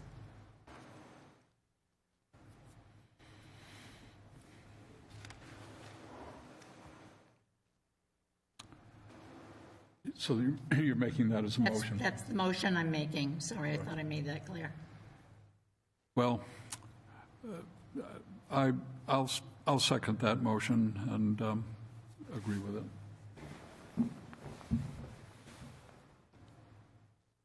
Ian? Well, it's going to pass either way. This is two of you Well, we already. want to hear what you have to say. No, I feel that, no, I guess I agree, because this is their second flavor violation. so It's they've not been- an easy thing to do. It's not an Believe easy me, thing to it's do, not. and I feel bad because these letters are terrible. They are terrible. I mean, this is obviously a company who's preying on their customers. And I would say, ultimately, I wish there was a way to go back on these people, and maybe the Attorney General will. But it is the responsibility of the retailer at the end of the day. I think all of us work in highly regulated fields, and unfortunately, that's just the way. And sometimes inspectors do miss things, and usually that is actually in your favor. No one says, "Oh, you missed something, come back." So I am comfortable with the motion. So I'm in favor. I think it passes then. Shall we go on then to the fourth offense? To consider My recommendation is still no revocation, probation, the same as the last. And I would agree with that. It's a I flavored don't- blunt, it's a flavored blunt wrap on top of being a wrap. Yeah. So, but I recommend the same as, to stay consistent that, and I would actually recommend this moving forward anytime we get to one last Hail Mary for any business moving forward. So I'll put a motion out there that we make that we do a probation for 1 year on the fourth offense. I'll second it. No, I'm in favor.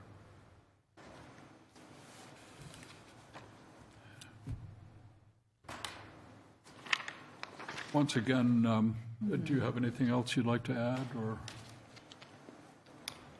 No, you got to do what you got to do. Well, I think there's a problem, and I don't know how to correct it, but if in all this time they haven't told them to take this stuff away, and I hear what she's saying, but what she's telling you is that somehow these folks pull stuff out when they're coming. They somehow know they're coming, and they just didn't do it this time. But they've been there and had people sign off on it. So they were in the store, got someone to sign off on it. The product's there. They weren't there to pull the stuff off. The clerk wouldn't know to pull the stuff off. It's there. I can understand if it was in a back room.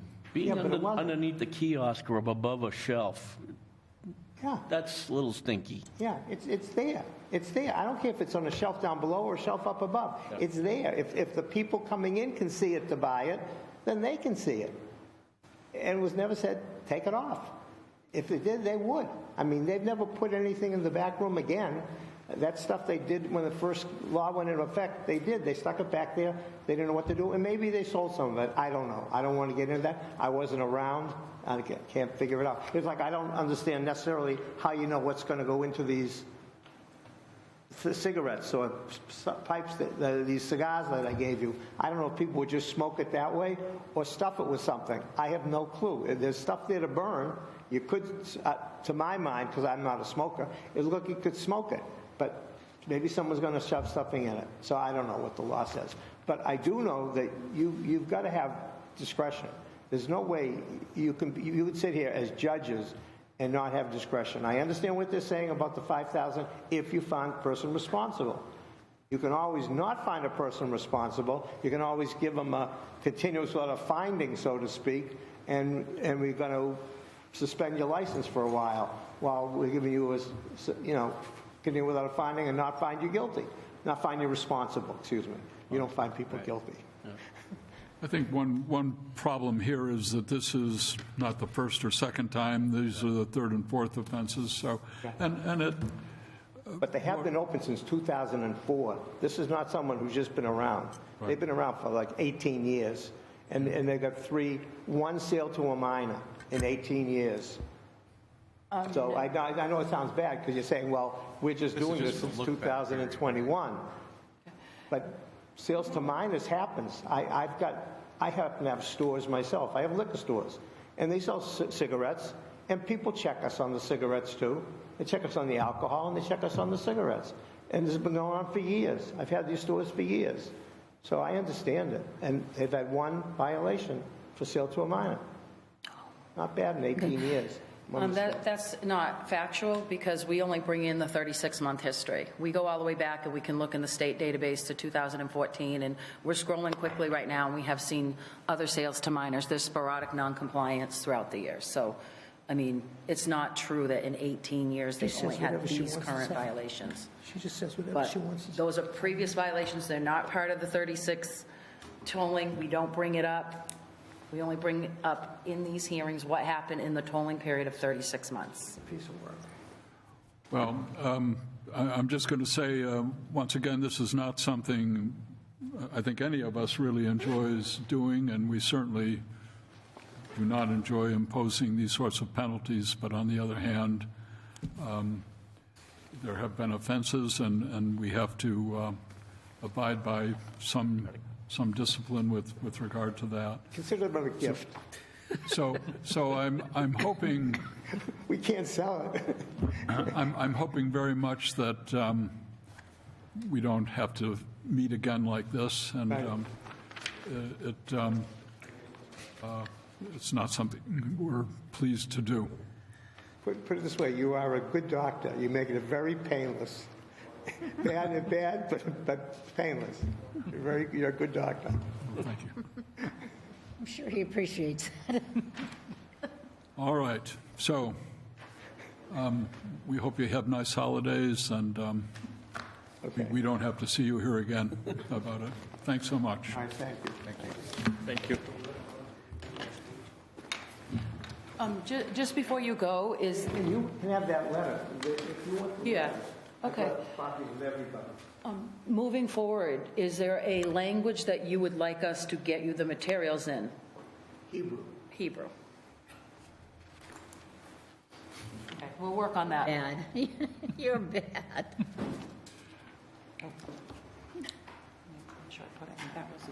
Was that Well, you know, a legitimate request? I think What's that? a lot of these stores are owned by Actual language? people whose first Hebrew language is not English, and Yes. but they're there frequently and We'll make an attempt to get it in bombarded that from all language. It sides. So doesn't mean- This is not an easy job sometimes, is it? I like the chickens better. I do too. Jays.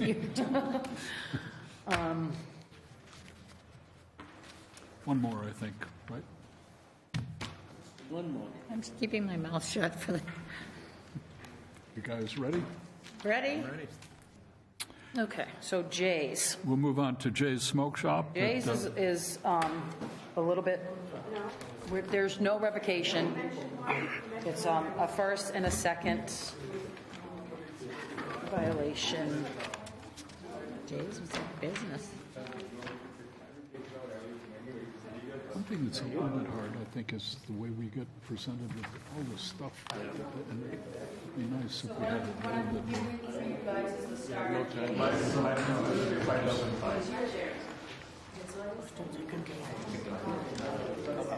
So Jay's Smoke Shop is new to Fitchburg, and they have several other locations, and we do regulate them in Oxbridge, and we regulate them in Milford. Just so you know, so there's I think five J's, several in Worcester, Yes, Oxbridge, Milford.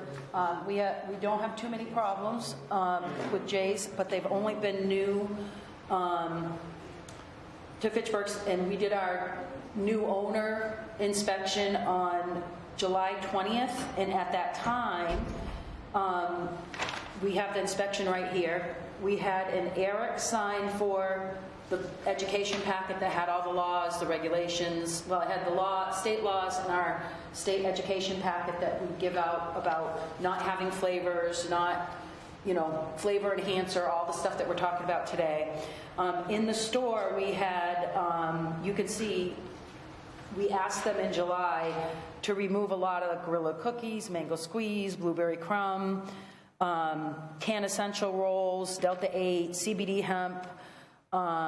We spoke about D's Nuts glass, those were advertising things. So what happened is they were brand new. And even though they had stores in other locations, we didn't find them. We just asked them to remove it and whatnot. And then Eric was the person who signed for the education packet. So then we went in there on November 9th. They actually had a retail, they passed the sale to minor inspection that we did that summer.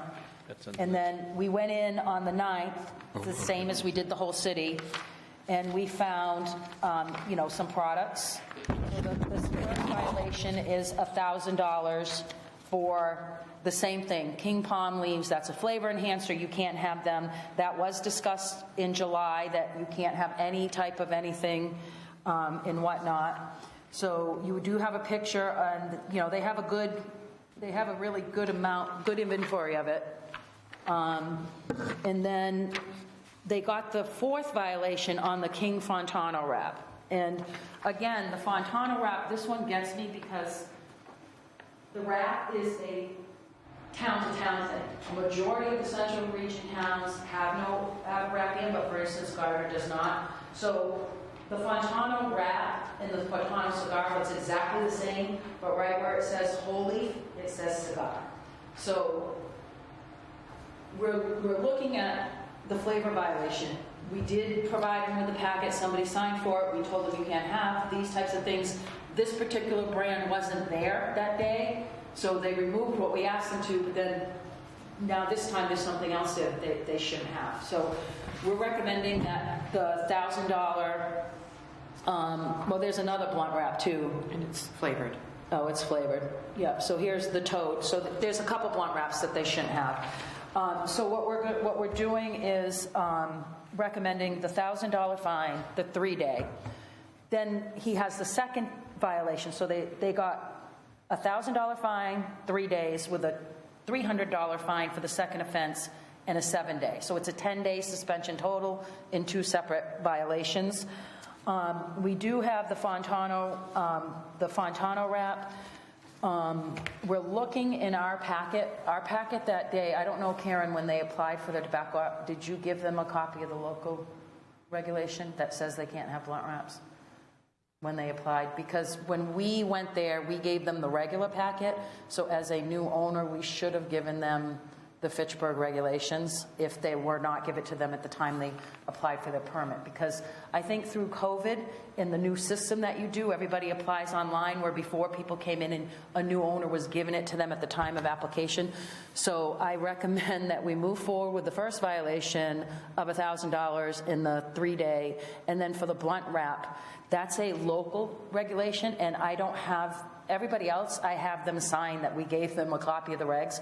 I don't have anything that proves that we gave them a copy of the Fitchburg reg that says you can't have a blunt wrap. So Worcester doesn't have a blunt wrap restriction, and that's where the majority of the stores are. So I think, it goes back to intent. They had the Fontano wrap. It wasn't massive part of their inventory. I think it's pretty clear now that no one can have the king palm leaves, but moving forward, that's a procedural error. If they're a brand new, doesn't matter if they had 100 stores in Mass, if we didn't give them the local Fitchburg reg, how would they know they can't have a blunt wrap? And they did apply to the board. So I feel like, that's a protocol error made, not shouting out or pointing out Karen, or me, because it could have been us, new owner. We usually make a copy and bring it just in case. And again, like I said, lots of times when a new owner applies in the board, it's given to them there, and then when we do the new owner inspection, we give it there too. And in our packet, they did not sign for that, so that was a protocol error made in that inspection. So I feel we're solid on the King Palm, the blunt wrap, because it's city to city, town to town. They weren't, you apply for a permit, you kind of expect that office to provide you with the information you need, and we didn't on the local red. But there was significant education with them on the flavor. They were given the packet in July that tells them the responsibility for the flavored products. And again, I think sometimes maybe you're busy, you're a retailer, you've got a lot of products, the distributor comes in and says, oh, okay, this is legal. You didn't do the research yourself, but it goes back to owner responsibility, has to know what they're selling in their store and be responsible for selling a legal product. I don't really have too much more to say because the inspection speaks for itself. We do have the attachment of, it's just like the hemp wraps, which are legal, they take up a lot of flavored counter space. These took up a lot of their counter space, so it's not just a little bit of inventory. The fact that they are removing it and moving forward with the $1,000 and the 3-day is my recommendation. Any comments? Well, I'm just curious about all these new products. Are they new on the market, or have they been around for a while? I first saw them, I want to say, was it about a little over a year ago? Really? They're a response to... This is so foreign to me with these, enhancers and these things that you commonly use, and I think it's believe that all I this could stuff probably is answer out that for you there. if you'd like.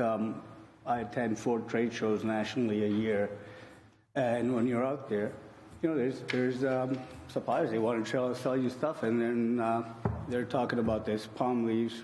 This is, like you said, it's probably a year, just about a year, 14 months or so. Fairly new product. A lot of people don't know about them. When the ban came for the tobacco, blunt wraps, and everything else, I guess this was a new thing. It was a palma leaf. This is how it was sold to me. It was a palma leaf. It's not a nicotine. It's a hemp product. You can sell it. It's not in the law. Okay, fine. So we brought it in. We sell it. Jordan, thanks for educating us. But I do have 5 smoke shops in different cities and towns. And the laws and regulations, it's different at each location. I can't figure out what is exact or what not. But with that being said, we're not the operators that operate. If someone comes in and tells us, hey, this is illegal, you can't sell it, take it off. You come back in again, you're not going to see it on the shelf, and you won't see it at any of my locations, matter of fact. When I went in front of the board of Oxford, that's where we had mentioned that we are here to do a right business. I have been in the smoke shop business for 9 years now, and I'm also in the liquor industry. This was something that we had started, and it was helping 5 different families to put food on the table. But with that being said, we want to operate by the law. When you walked in the store, there was nothing hidden or nothing locked up, hopefully, in the store that you saw. You probably weren't around the whole store. Was there anything other than that, the flavor stuff? Yes, we were unaware of what the law is stating for that product. And I do accept the fault of carrying the product, but unawarely, yes. But if I'm told, and another question I had, first of all, you mentioned 2 violations. The first violation and the training you had done, I guess you're talking about Eric Tyler, who had worked for us for 1 month and 10 days? 10 days, yeah. 10 days. We had caught him shoplifting, so we had let him go. Mm-hmm. And on your report, because first when I got the letter, I got so mad at the manager. So second offense, and I wasn't notified what is going on. And they're like, well, they don't even know about the first offense. It's first and second in the same inspection. So you got flavor for 1,000, and in the same day you had the local blunt wrap. The Fontano wrap is your local blunt wrap violation, and then the King Palm is the state and local viation of having a flavored product. So it wasn't 2 separate days. It was the same. Same day. It was the same day. And that was on July 20th with No, Eric? No. That was on November 9th. On July 20th, Eric signed for the packet. So we go into your store and we say, is the owner manager here? Yes, no. Can you get the owner manager here? Yes, no. And then we go through the inspection and let them know, and then we leave the packet there. Right. Because we've also mailed it to everybody, and then we leave it there, and somebody for the store signs that they received it for the manager or the owner, moving forward. So, again, you do have stores in Worcester and you do have stores in Oxbridge, and significant education went out about the state law and what is a tobacco product and what's a flavored enhancer. A lot of education had gone out about that. When we look at your Oxbridge store, and I know we're here for Fitchburg, but in 2021 to 2022, there was 5 educational visits with no flavor or blunt wrap violations in Oxbridge. And then in Milford, you had 5 retail ed visits, and we had some Delta 8 products that slipped into your stores on 6/20/2022. You corrected it in the next inspection in August and in the inspection in October. So there is a history of, we didn't know we couldn't have it, we'll get rid of it, we don't have it in the re-inspections. So that's the history with the other 2 stores. They're new to Fitchburg. We don't have that longevity in history. I do expect that when we re-inspect that we're not going to see these products, because when we inspected them in July, they willingly removed everything, but then the King Palm products kind of went out in place. And I do feel like manufacturers, and I do feel that distributors are like trying to slip things in to get flavor into the tobacco, because now there's orbs out there, flavor droppers, so you can buy an orb separately, and There's so many other stuff out there that if I were to sit here, it would take us a whole night to tell you what's out there. But like I said, when I attend these trade shows, and there are for the national, and all the other states are wide open, and when you go in there, there's probably 10% of the show that I can bring into Mass where everything is wide open. So yes, if I were to tell you what other things are there, we'd sit here all night. Yeah. But as you mentioned, it does state to what I said that, we're not there to do it funny business. If someone comes in and says, this is illegal, bring it to our attention, and we operate by that. And you have mentioned it with other stores. So that's what I want to tell the board. This was a common mistake. We brought that in. Okay, we found out that this is what it was. For the first incident with Eric, again, that was... So that was in July. Yeah, you dropped it off with Eric, and unfortunately the manager and none of us knew about it. It was an employee that is not there anymore for the reasons of whatever it was. So that didn't come to our attention, but if something did come to my attention, I would take full action on it. I would take full responsibility of it. This is what Eric signed for. Yes. So it's an education. I just saw the copy now at the store, yes. So, yeah, I did see it now. That's actually, that's this year's. Eric signed for last year's. Joan, could you clarify something for me? Apparently you dropped off a packet that Eric signed for, maybe no one else knew about it. We did a full inspection with the packet drop-off. Was that the first offense? Or it sounds like there were 2 offenses. No, we gave them a warning, educational warning, because they were a brand-new owner. Okay. Because all of your retailers in 2020 got warnings. They got that free educational visit. So we give the new owners the same one-time warning. Okay. But it was explained to Eric, who no longer works with them, but the packet is on Mass law, and you do own stores that are compliant and others. So even if you didn't get that packet from Eric that day, it's all on the state law, which owning stores that have a lot longevity, you should have had the state law that. And I think like any law, because sometimes I do this for a living all the time for 52 towns, I have to go back and double check and reread and make sure, where you may have gotten the law and you read it and it just, this flavor enhancing was not out there in June 1st of 2020 for the first 6 months, the law. It's almost like, we never had blunt wraps until the industry realized the kids were cutting them open. Now we have blunt wraps.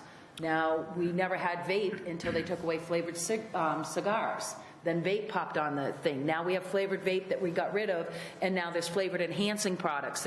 It's like whack-a-mole. They just keep coming up with another product to come up with candy, fruit, and alcohol flavored ways to enhance your nicotine experience or your smoking experience to get young people to be interested in it. So, again, as a retailer, you're a smoke shop, so you have to pay a little bit more attention, because that's all you do is sell age-restricted products, where a convenience store, Yeah, my distributors told me I could have it. I trust my distributor, opposed to, because they sell everything else. If they get their tobacco taken away, they can still sell everything else. If your tobacco gets taken away, you can sell some glass pipes and a few things, but it really affects your business deeply. So, again, just to follow up on that, so we're here about the second offense, prohibition of sale. First and second, they happen in the same day. Okay, that's so both offenses occurred on the same visit, same time. Yes. Yeah. So and what is the penalty for a first offense is $1,000? $1,000 in 3-day, and then for the second offense, it is a 300 in a 7-day. Yeah. Your local reg is 300. Yes, they don't do a 200. You do a 300. You do a 100 for the first, 300 for the second, and 300 for the third. That's in your local reg. So I'm recommending, because there's a procedural error, that they're found not responsible for the second, but it reduced to a warning, so they know. And moving forward, we'll never want to see a Fontano wrap in your store. And then for the first violation, it is $1,000 and a 3-day suspension. So I recommend that you find them responsible, which means they have to pay the $1,000, and then you have discussion. On the first offense, you can go from 1 to 7. On the first offense for flavor, it's 3-day for a sale to minor. I just like to reiterate that for the minutes, for the recordings, that we don't have that latitude when it's a sale to minor. But it's $1,000 and a 1 to 7 day suspension. We picked 3 for everybody, because your local reg said 3 for the first offense. That's how come we do 3 in Fitchburg and have them since, June 1st, 2020. Again, I must be slow here today, but Confusing. so the first and second offenses occurred on the same day. The first offense was sale to a minor, is that it? No, flavored, the flavored King Palm wraps, the same thing that we've talked about the whole time. Right. All 3 of them had the same King Palm wraps and some of the turpentine infused leaves. And the So second- it's a flavor enhancer. And the second offense was? The Fontano blunt wrap, it's not a flavored product, but they did have one wrap that appears to be flavored. So they had the Fontano wrap, which that's a violation, second violation of your local reg. Okay. But that So both those, to us when we had applied, as she had mentioned for the The second. local reg on the blunt wrap was not supplied to them, to my knowledge. Because other towns, like I said, the other towns, it's different everywhere. Right, so I'm recommending that they're not responsible for the second violation, but they are responsible for the first one, for the fine of $1,000. And then there's a 3-day suspension that was issued to be discussed with what the board wants to do with that 3-day. Because you asked me specifically on flavor, you have latitude on the suspension, not the fine, if you find them responsible. If you find them not responsible, we write a not responsible finding, and the next time it's their first violation. so, but prior to this, there was a time when you visited and they got a warning? We gave them a verbal warning, and they removed the products in the July inspection. So could I just ask the guys from Jay's, why, if you removed the products after that first warning, why did they show up again on the second visit? It's a different product. It's a different product. It wasn't that product. So we do, if I can iterate a little bit on that, the King Palma. King Palma, 14 months into the season, it was always a regular one. There was no flavors and stuff.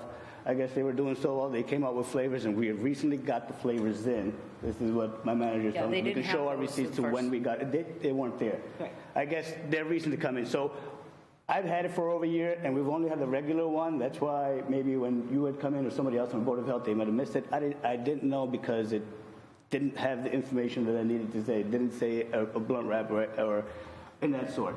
So again, flavors are something recently where I saw the other guys before us, they had all those mango strawberry margaritas and whatnot. Yeah, those are new things that they have been added on. But the first time they came in, they gave us a warning on something else that the town of Fitchburg or what she is regulating that wasn't allowed when we first opened the store. Okay, so we took that off. Second time when she came in, she had seen the Palmolive, and that's what you're stating, that the second time was the fine, the violations. Gotcha.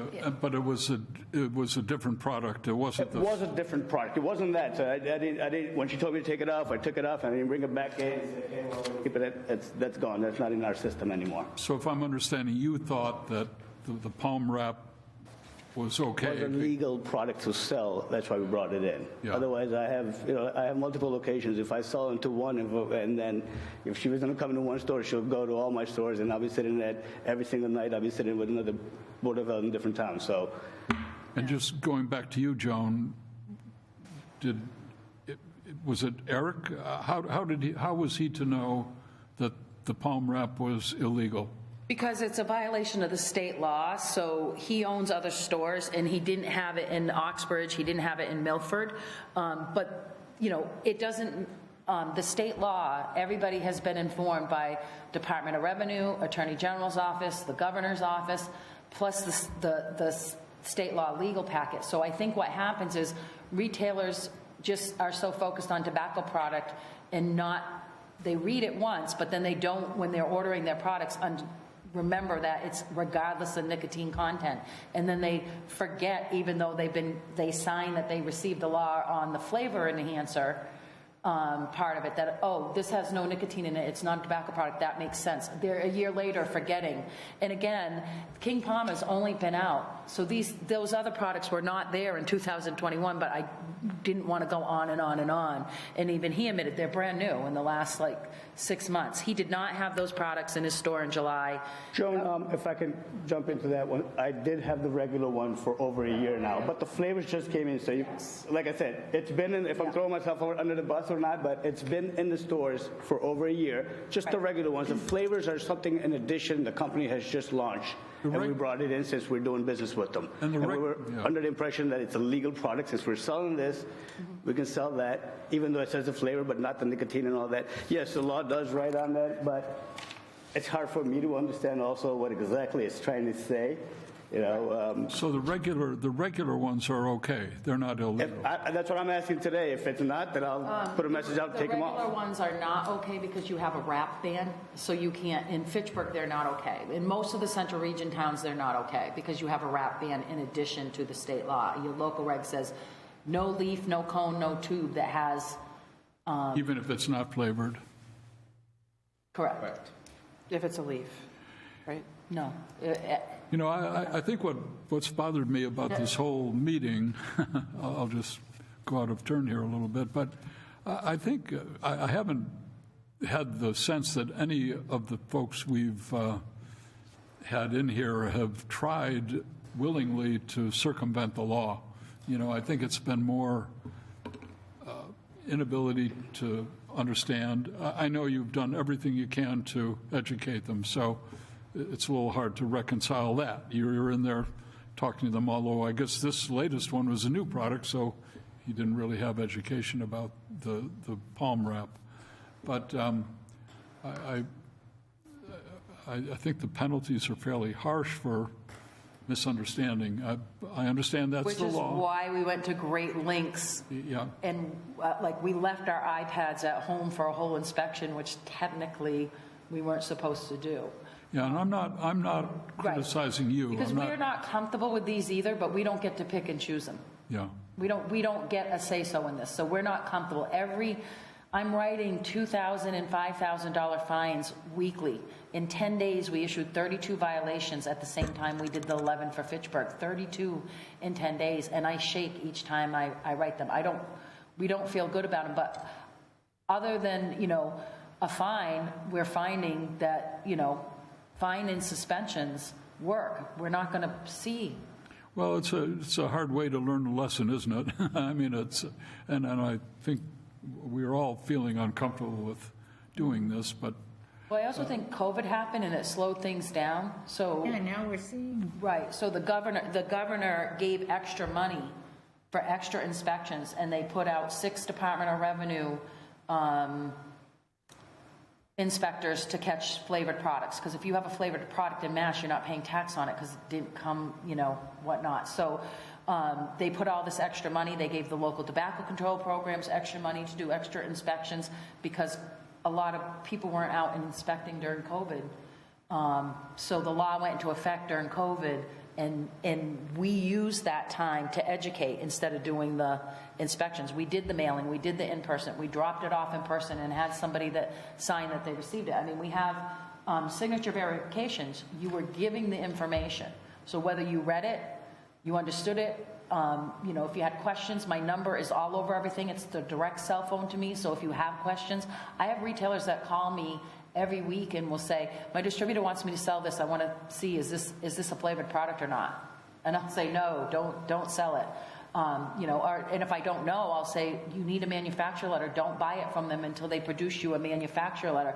So I do have people that call me regularly, and I'm very available to answer those questions because we want people in compliance, not finding you in non-compliance. But what happens is if you put something on your shelf, we see it. We have to take it or we have to fine you for it. So it's better to not put it on. If you do not have a manufacturer letter, and what we're trying to tell people in this year's visits is it doesn't matter what your distributor tells you. If you see it in colorful packages with a banana on it or it says mango or strawberry, and it's something that's used with a vape, tobacco, or a pipe or paper, call us. Do not invest one dime in it until you know for sure, because the penalties are pretty hefty.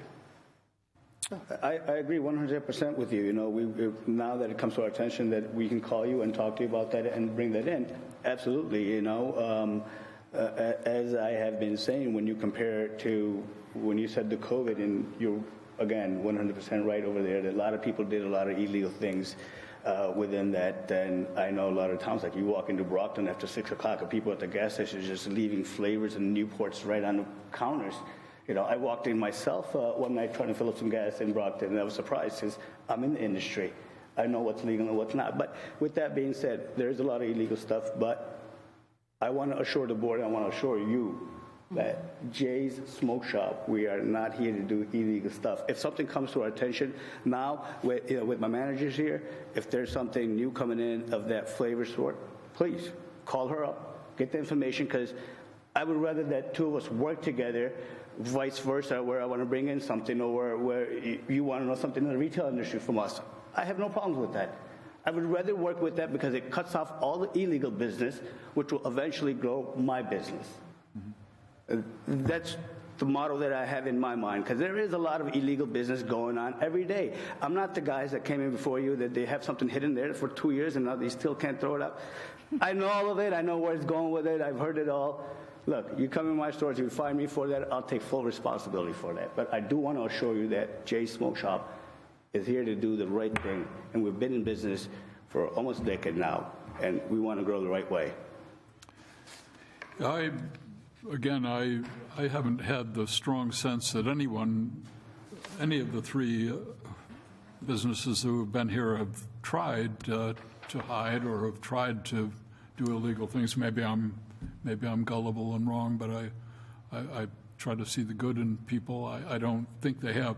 But on the other hand, I see the side that, you know, inspections are carried out, education's done, and so we're kind of caught in the middle between someone not meaning to make mistakes, but having ample education and, you know, not to make them. So I think probably based on what we've heard from Jay's and what we've had to do before, I think that probably we should consider a fine for a first offense, right? And which would be the $1,000 fine, and I would agree, make a motion for a 3-day suspension. As to, and that would, I think, be the whole thing. I don't have any other disciplinary actions to recommend. You do have to make a motion on the second offense, and we recommend a not responsible finding for the second offense due to procedural errors. Okay, I think I would agree with that we don't find any responsibility with respect to the second offense. I think it was a little bit difficult, too. 2 in 1 day is hard. Well, So I make that motion. well, I don't really feel like they are responsible for any of their offenses. And I don't agree with that first fine. I don't think they should be held responsible. I just want to. Sorry, it want seems to like caution they're you. good people and they're what? Go ahead. I just want to caution you. It's a Trust you so much, but. I know. I just want to caution you. They have 5 stores. They're in business in other cities. They're compliant we did find flavor that they removed in their Milford store, 1 out of 10. But if it's in the store for the state violations, a not responsible finding means you don't believe it was in the store. It doesn't matter, because someone could say, my grandmother was sick and I had somebody watch the store and they accepted something from the distributor. The reason why the state, they consider vaping a state of emergency. Youth vaping is still a state of emergency due to the amount of youth vaping and smoking, and they have never lifted that. That started in October of 2019. It's still in effect as a state of emergency. So if you're a smoke shop and your sole job is selling tobacco, you need to know those laws inside and out. So I disagree that I do believe they're not brand new. They're not new to Massachusetts. They're new to Fitchburg and Fitchburg only. They have the knowledge of the law, and the information was provided to them in other towns, other stores, other ways. The Department of Revenue supplied it to them. DOR gave their addresses to the governor's office. The governor's office gave several between October of 2019 and February 1st of 2020, several mailings to everybody using that DOR address. There was significant education. So I really feel it's a slippery slope. If the product's in the store, and there's not a little product, there's a lot of product. I feel like for consistency and equity for the people before who paid the fine and the people after that may have to pay the fine, anybody can say, well, I didn't really read you gave me the information and I had it, but I didn't retain it or I didn't remember it. I mean, that's what you're saying you're accepting for an excuse. So I just feel like the manufacturers are the ones who are trying to pull the wool over people's eyes. And if I could go after anybody, I think it should be them. They are going after manufacturers, Good. But we can't. I know, I understand. Because it's retailer responsibility. And I would feel a lot more comfortable if you feel that strongly. My recommendation would switch to $1,000 fining and then reduce it to a 1-day or no suspension, opposed to saying you have no culpability when you're a smoke shop with 5 of them in the state and your other stores have been open for a long time. They're new to Fitchburg. They're not new to tobacco, having to adhere to tobacco rules, regulation, laws locally and statewide. So I would feel more comfortable with waiving the suspension, but finding them responsible for the $1,000 fine. I think it does a disservice to all the other people who had received a $1,000 fine. True, very true. So I do feel bad. It just. In my defense, can I say something in my defense on that? It's through COVID, 2020, 2022, and in the last 2 years, a lot of the rules and regulations, laws have been going up and down. What regulations has been coming down by sending a package home or, I understand that we're in the smoke shop. I'm also in the liquor industry. I should know all the laws, all the details. Yes, I know all the ones that really matter. I made a mistake.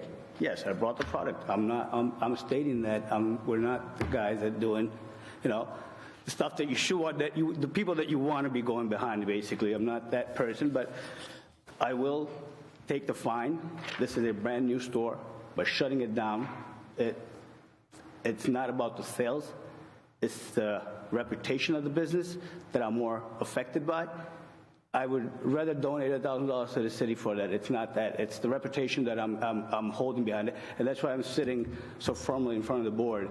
I don't have a $5,000 lawyer like the other guys. I know that lawyer. I could have brought him in.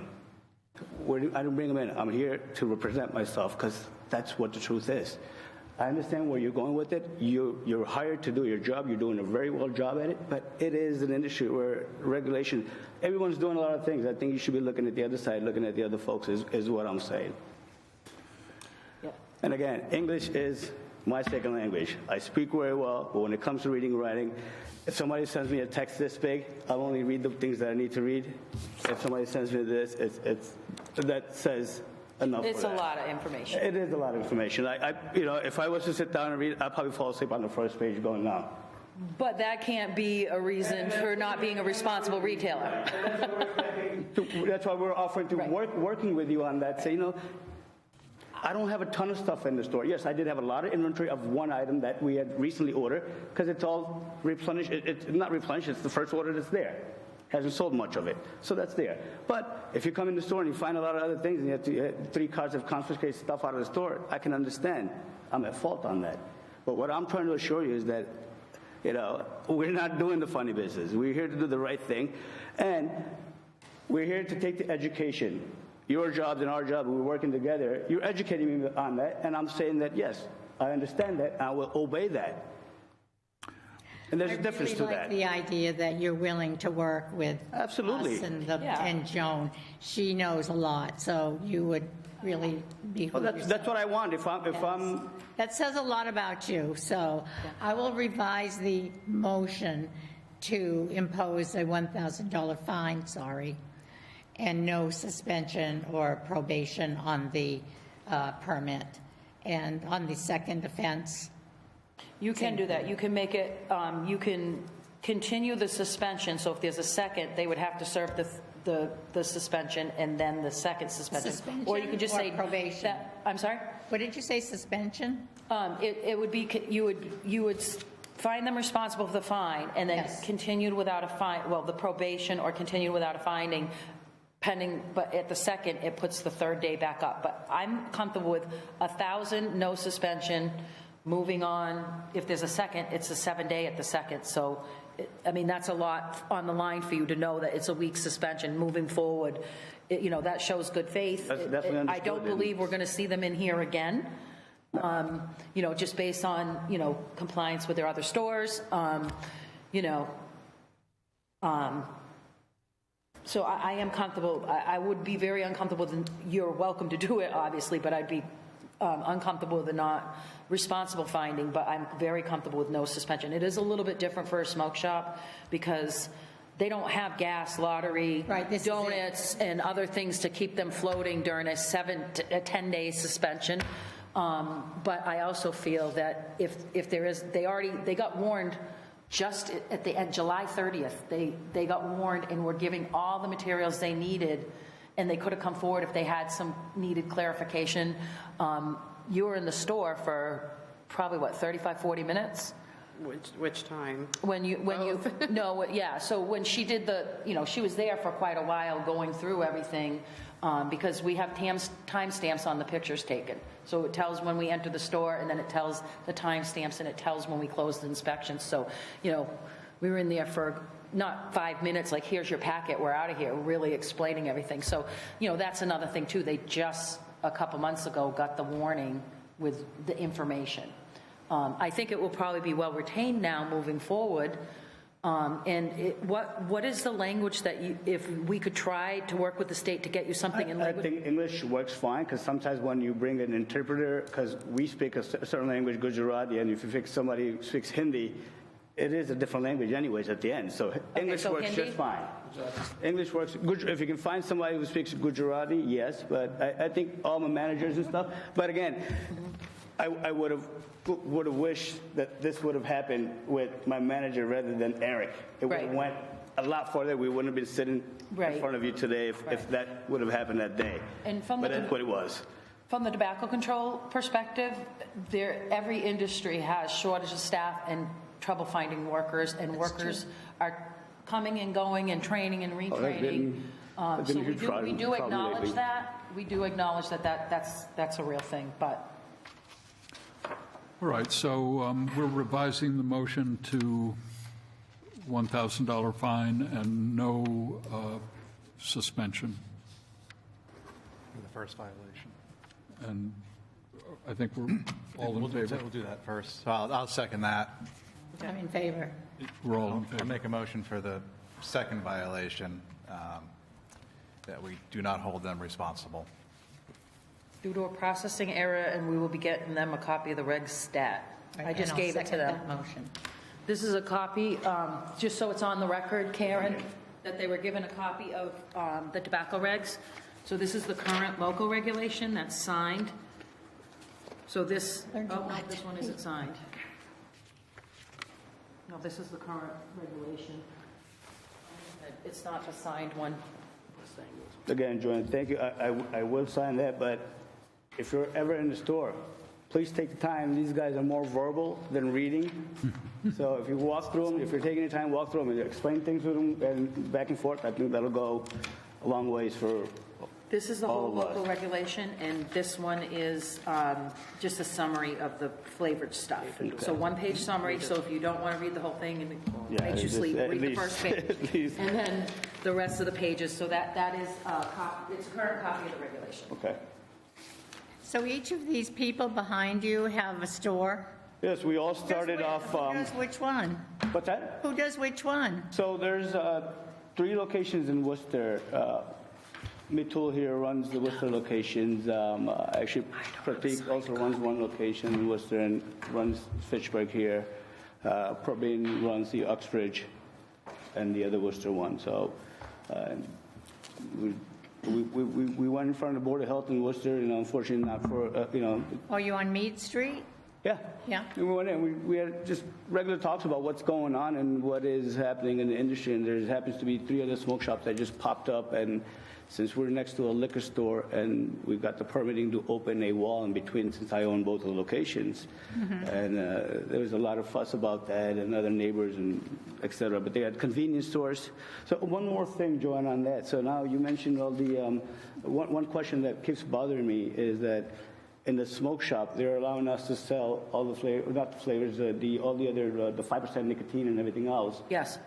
And then they're also allowing the gas stations and convenience stores to sell 90% of the stuff that we're selling, but we are 21 and older, but the gas station and convenience stores, there's no age limit for the kids to see those products.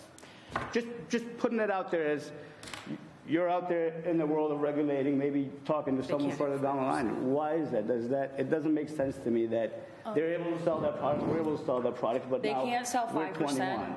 If we find them with 5%, and they can sell 3%, a convenience store. If they sell 5%, it's $1,000, $2,000, $5,000, depending on their 36-month history. Yeah, so we are finding stores for It's that. just easily said, but you're going to find a lot of stores with those 5%. But, I mean, and I'm going to be honest with you, we have a lot of complaints right now, and we're working on it with the state that Fitchburg is known for selling menthol, and there's a special code word, and they're selling menthol, and it's hidden. We're looking, when we come in, we're looking in safes, we're looking in file cabinets, we're looking in boxes. We found stuff in candy boxes. It says Reese's Peanut Butter Cup. You open it up, and I found menthol cigarettes in an out of order ATM machine. We look up, we see a ceiling tile that's crooked. We reach up in there. So when we're there, we're doing a very thorough job as best we can. But we just did an inspection in Orange, and a DOR agent called me 2 days later. He was in there. Get over here. I got all kinds of menthol for you, menthol Newport. And they're going to take it, but they want me to take a picture so Orange can do the local fine. And I got over there, and it was a picture with a hidden safe behind the picture. We're not moving. We didn't think to grab somebody's art off the wall and move and see if there's a hidden safe behind the counter. So we're doing, when we get those complaints, we're doing extra inspections, but when we do the retail, we are giving them the education, but we're looking in any cabinet, locked drawer. We go in the back storage rooms. They have to let us in everywhere. If they don't let us in, we can go ask a police officer to stand there, and we can go get an administrative court order to get in. Well, we just had the one the other day where we went and found in the back room kinds of... Yeah, so in Westboro, we just had the second biggest of our collaborative. It was not quite 3 truckloads, but in that one, we had ordering slips from illegal manufacturers, packing slips, and bills paid slips that we were able to scan into our phones. I've never had that type of evidence. So we are out there aggressively, but when we're just doing a routine one for a store with no beat on the street history or no previous history, we're going in and we're giving everybody the benefit of the doubt. We're looking around. Our eyes are always looking. I'm not popping out ceiling tiles unless I see crooked ones. Something has to give us the link to do that. When you go into a store and they have the shelves, at the bottom of the shelves is a metal plate about this size, like this right here. There's a metal plate. We've been tipped off that stores hide stuff on a metal plate, so when I go through a store, I go like this. If I feel a loose one, I'll pop it open and we can find stuff under the thing. So I know that there's a lot of, nobody intends to, but when you're hiding tobacco products under a metal plate in an aisle, there's an intention there. If you're hiding something in an out-of-order ATM machine that's right by your register, and I open it up and I find cartons of Newport in there, that's intentional. So I don't think that I think 2 of our cases were not really intentional. I don't think it was intentional. I think it was, we were busy, we got a lot of things, sounds good to me. Oh, they're selling these, trust in your distributor. There are 2 Massachusetts distributors under investigation by the Department of Revenue and the Attorney General's office. So just because they're a Massachusetts distributor does not necessarily mean they're doing the right things either. So we can only fix what we can see when we see it. One day at a time. If you don't mind, ask with the distributor so we don't buy it from that product. We don't even know that, though. Well, they didn't share with us the names. We think we know who they are, but they didn't share with us the names. But they've asked for a lot of our records. So, Can I give the cigars that you mentioned, the acid and acid in the body? Yeah, so these guys, here's the report from the company that we buy from. Yep. Yeah. And they're stating that it's... Yep. So the reason why this isn't a valid letter is because they have to put acid and list every single product. So so the state of Massachusetts, and here's an example of a verification letter. So the state of Massachusetts doesn't acknowledge this one because it says acid cigars are not flavored. It says overall acid instead of the 17 particular different SKUs. kinds. So they have to list acid blondie is not flavored. Acid Cuba Cuba is not flavored. And we have found flavor distributors for Cuba Cuba and acid blondie on distributor sites. And then there's a court case where Cumberland Farms contested black and mild, and there's a procedure to determine essence of flavor in cigar in products, and that means tobacco control staff has to get together, be in a room with no plants, no any type of smells, enhancers, incense, and then we have to come unshowered with no soap, like almost like Deer Hunter, no soap and no perfumes, and then we blindly we take products that are not flavored and flavored, and we blind them, and then we open them up and sniff them, and if we can smell essence of fruit flavored alcohol, they get marked a certain way, and then we can go above a manufacturer's letter and determine that product to be flavored. But like I said, this isn't an accepted letter because it doesn't list the products. And if you pull out one from a different distributor, I don't know, do you have ITG Game products in your store? Any of the Game cigars? Yeah, Game. ITG? So if you pull out ITG's letter, it's 6 pages, and it tells you this can be sold in stores with this and this. So they list every single game. Yeah. So that's why that's not a valid letter. But a retailer gets that, and they think, okay, I got the manufacturer letter. They did their end on the state, and then we say, oh, that's an invalid letter. When we see that, we tell them that's not a valid letter, but we'll give you 3 days to remove it. We do not fine when someone got a letter that they don't know, because how is a retailer going to know if it's an illegal or not?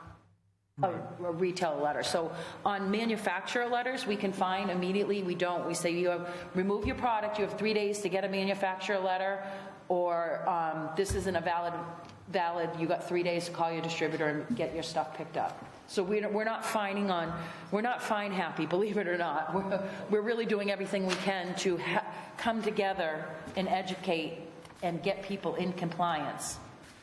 Point on this, on the acid cigars.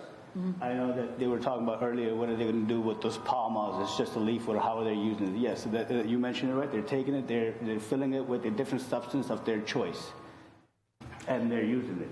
Yeah. I think when they took that whole flavor thing, This got in there for no reason. It's a $10 fine cigar that a cigar person who wants it. They're not buying this. So that's not what the kids are buying. Yeah, so this kind of got in there for some reason. I don't know how it got in, but to your attention, if you can bring it to someone else's attention. Right, This is a $10 fine cigar with 40% excise tax on it. But now somebody has to go back to Drew Estates and say, this is an invalid letter because you have to remove it. I'm going to remove it. Right. But if I would have called States would go acid, Kubakub, Ask them to put the flavors on there. is not flavored, then you got a valid letter. Because right now, if I walk into a store and say Marlboro Red Box, everybody knows that's not flavored. If he doesn't have the letter from R.J. Reynolds, in theory, a state inspector or a local inspector can remove it from the store and fine them $1,000. I'm not fining people $1,000 when I know the product isn't flavored. But I do tell them, you got 3 days to get your letter, and you can email it to me or take a picture of it and send it to me, because even though we know it's not a flavored product, the law says you have to have that letter. So we really try to work with the retailers. Thank you very much, everyone. Thank you. After today, I'm glad I'm just a doctor. It's so much easier. Thank you, John, for all that you do. So, Is there God push me into. a copy of that letter, the manufacturer letter that Thank you, produced? gentlemen.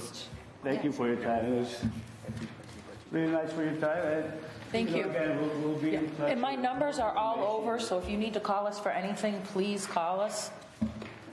If you have any questions.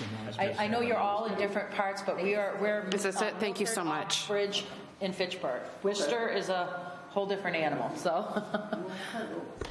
We'll be in touch, and like I said, if anything that you need from us, you can reach out to us, information that we can provide you with. Okay. We're more than happy to help. So very quickly, Thanks very much, everyone.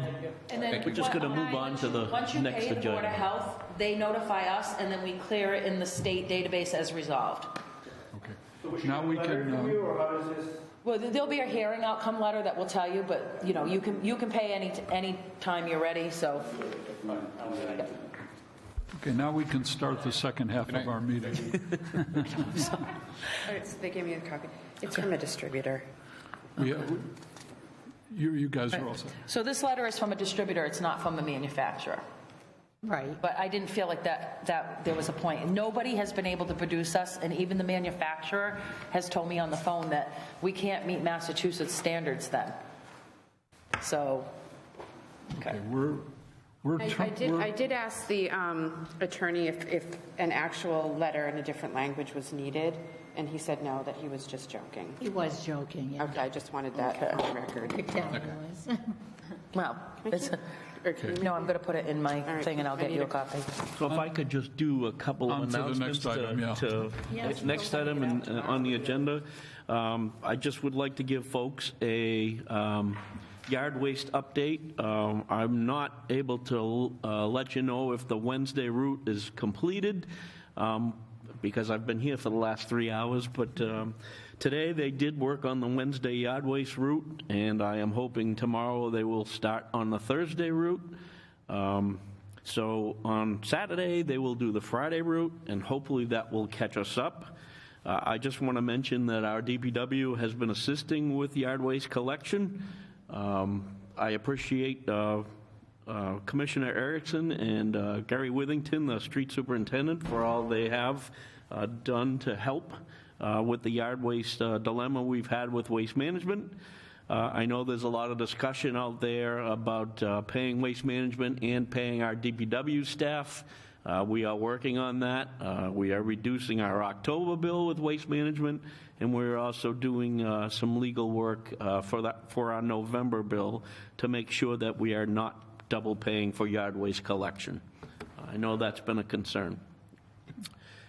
Just to mention, yard waste does continue. Waste management will be providing yard waste for 1 more week, but hopefully we have caught up with, or by the end of this week, we'll be caught up with the large amount of tonnage that is out there at curbside. Just as some, I would just like to mention that we have expanded our COVID clinics on Friday at our Fitchburg Public Library, which is at 610 Main Street. They are now seeing as though they're picking up, vaccinations are picking up. We have moved the hours from 1 to 5. So we encourage folks to register. You can do that on the Health Department webpage, but walk-ins are accepted, and $75 gift cards are also available to those that apply to. I would also like to mention that our communicable disease team continues to hold COVID clinics. They have run clinics at our Fitchburg Housing Authority buildings, churches, and many private settings. I just want to, I can't advertise them because they're private, but I just want to let people know that the communicable disease team, otherwise known as the contact tracers, are out there providing and running clinics to our housing authorities and religious functions. So just a shout out to them. But if you live in those facilities, touch base with management and find out when those clinics are. And I would also like to finally mention we have a community Narcan and overdose prevention training that is here in this building, the 700 Main Street Legislative Building. I'm sorry, no, it is, we have moved it to the Senior Center. So it is now at 14 Wallace Ave. There was a conflict here at this building. So it is now at the Fitchburg Senior Center. There'll be resource tables at 6:30, and then Narcan training at 7. And it's open to the community, and light refreshments are available. And that's all I have. Thank you very much. Thank you. It's great. Thank you. Couple of people to work with. Thank you. I appreciate Wow, it. that's nice and kind of you to say that. On that note, I'll make a motion to adjourn. I am happy to second. And I'll make that unanimous and we'll adjourn the meeting.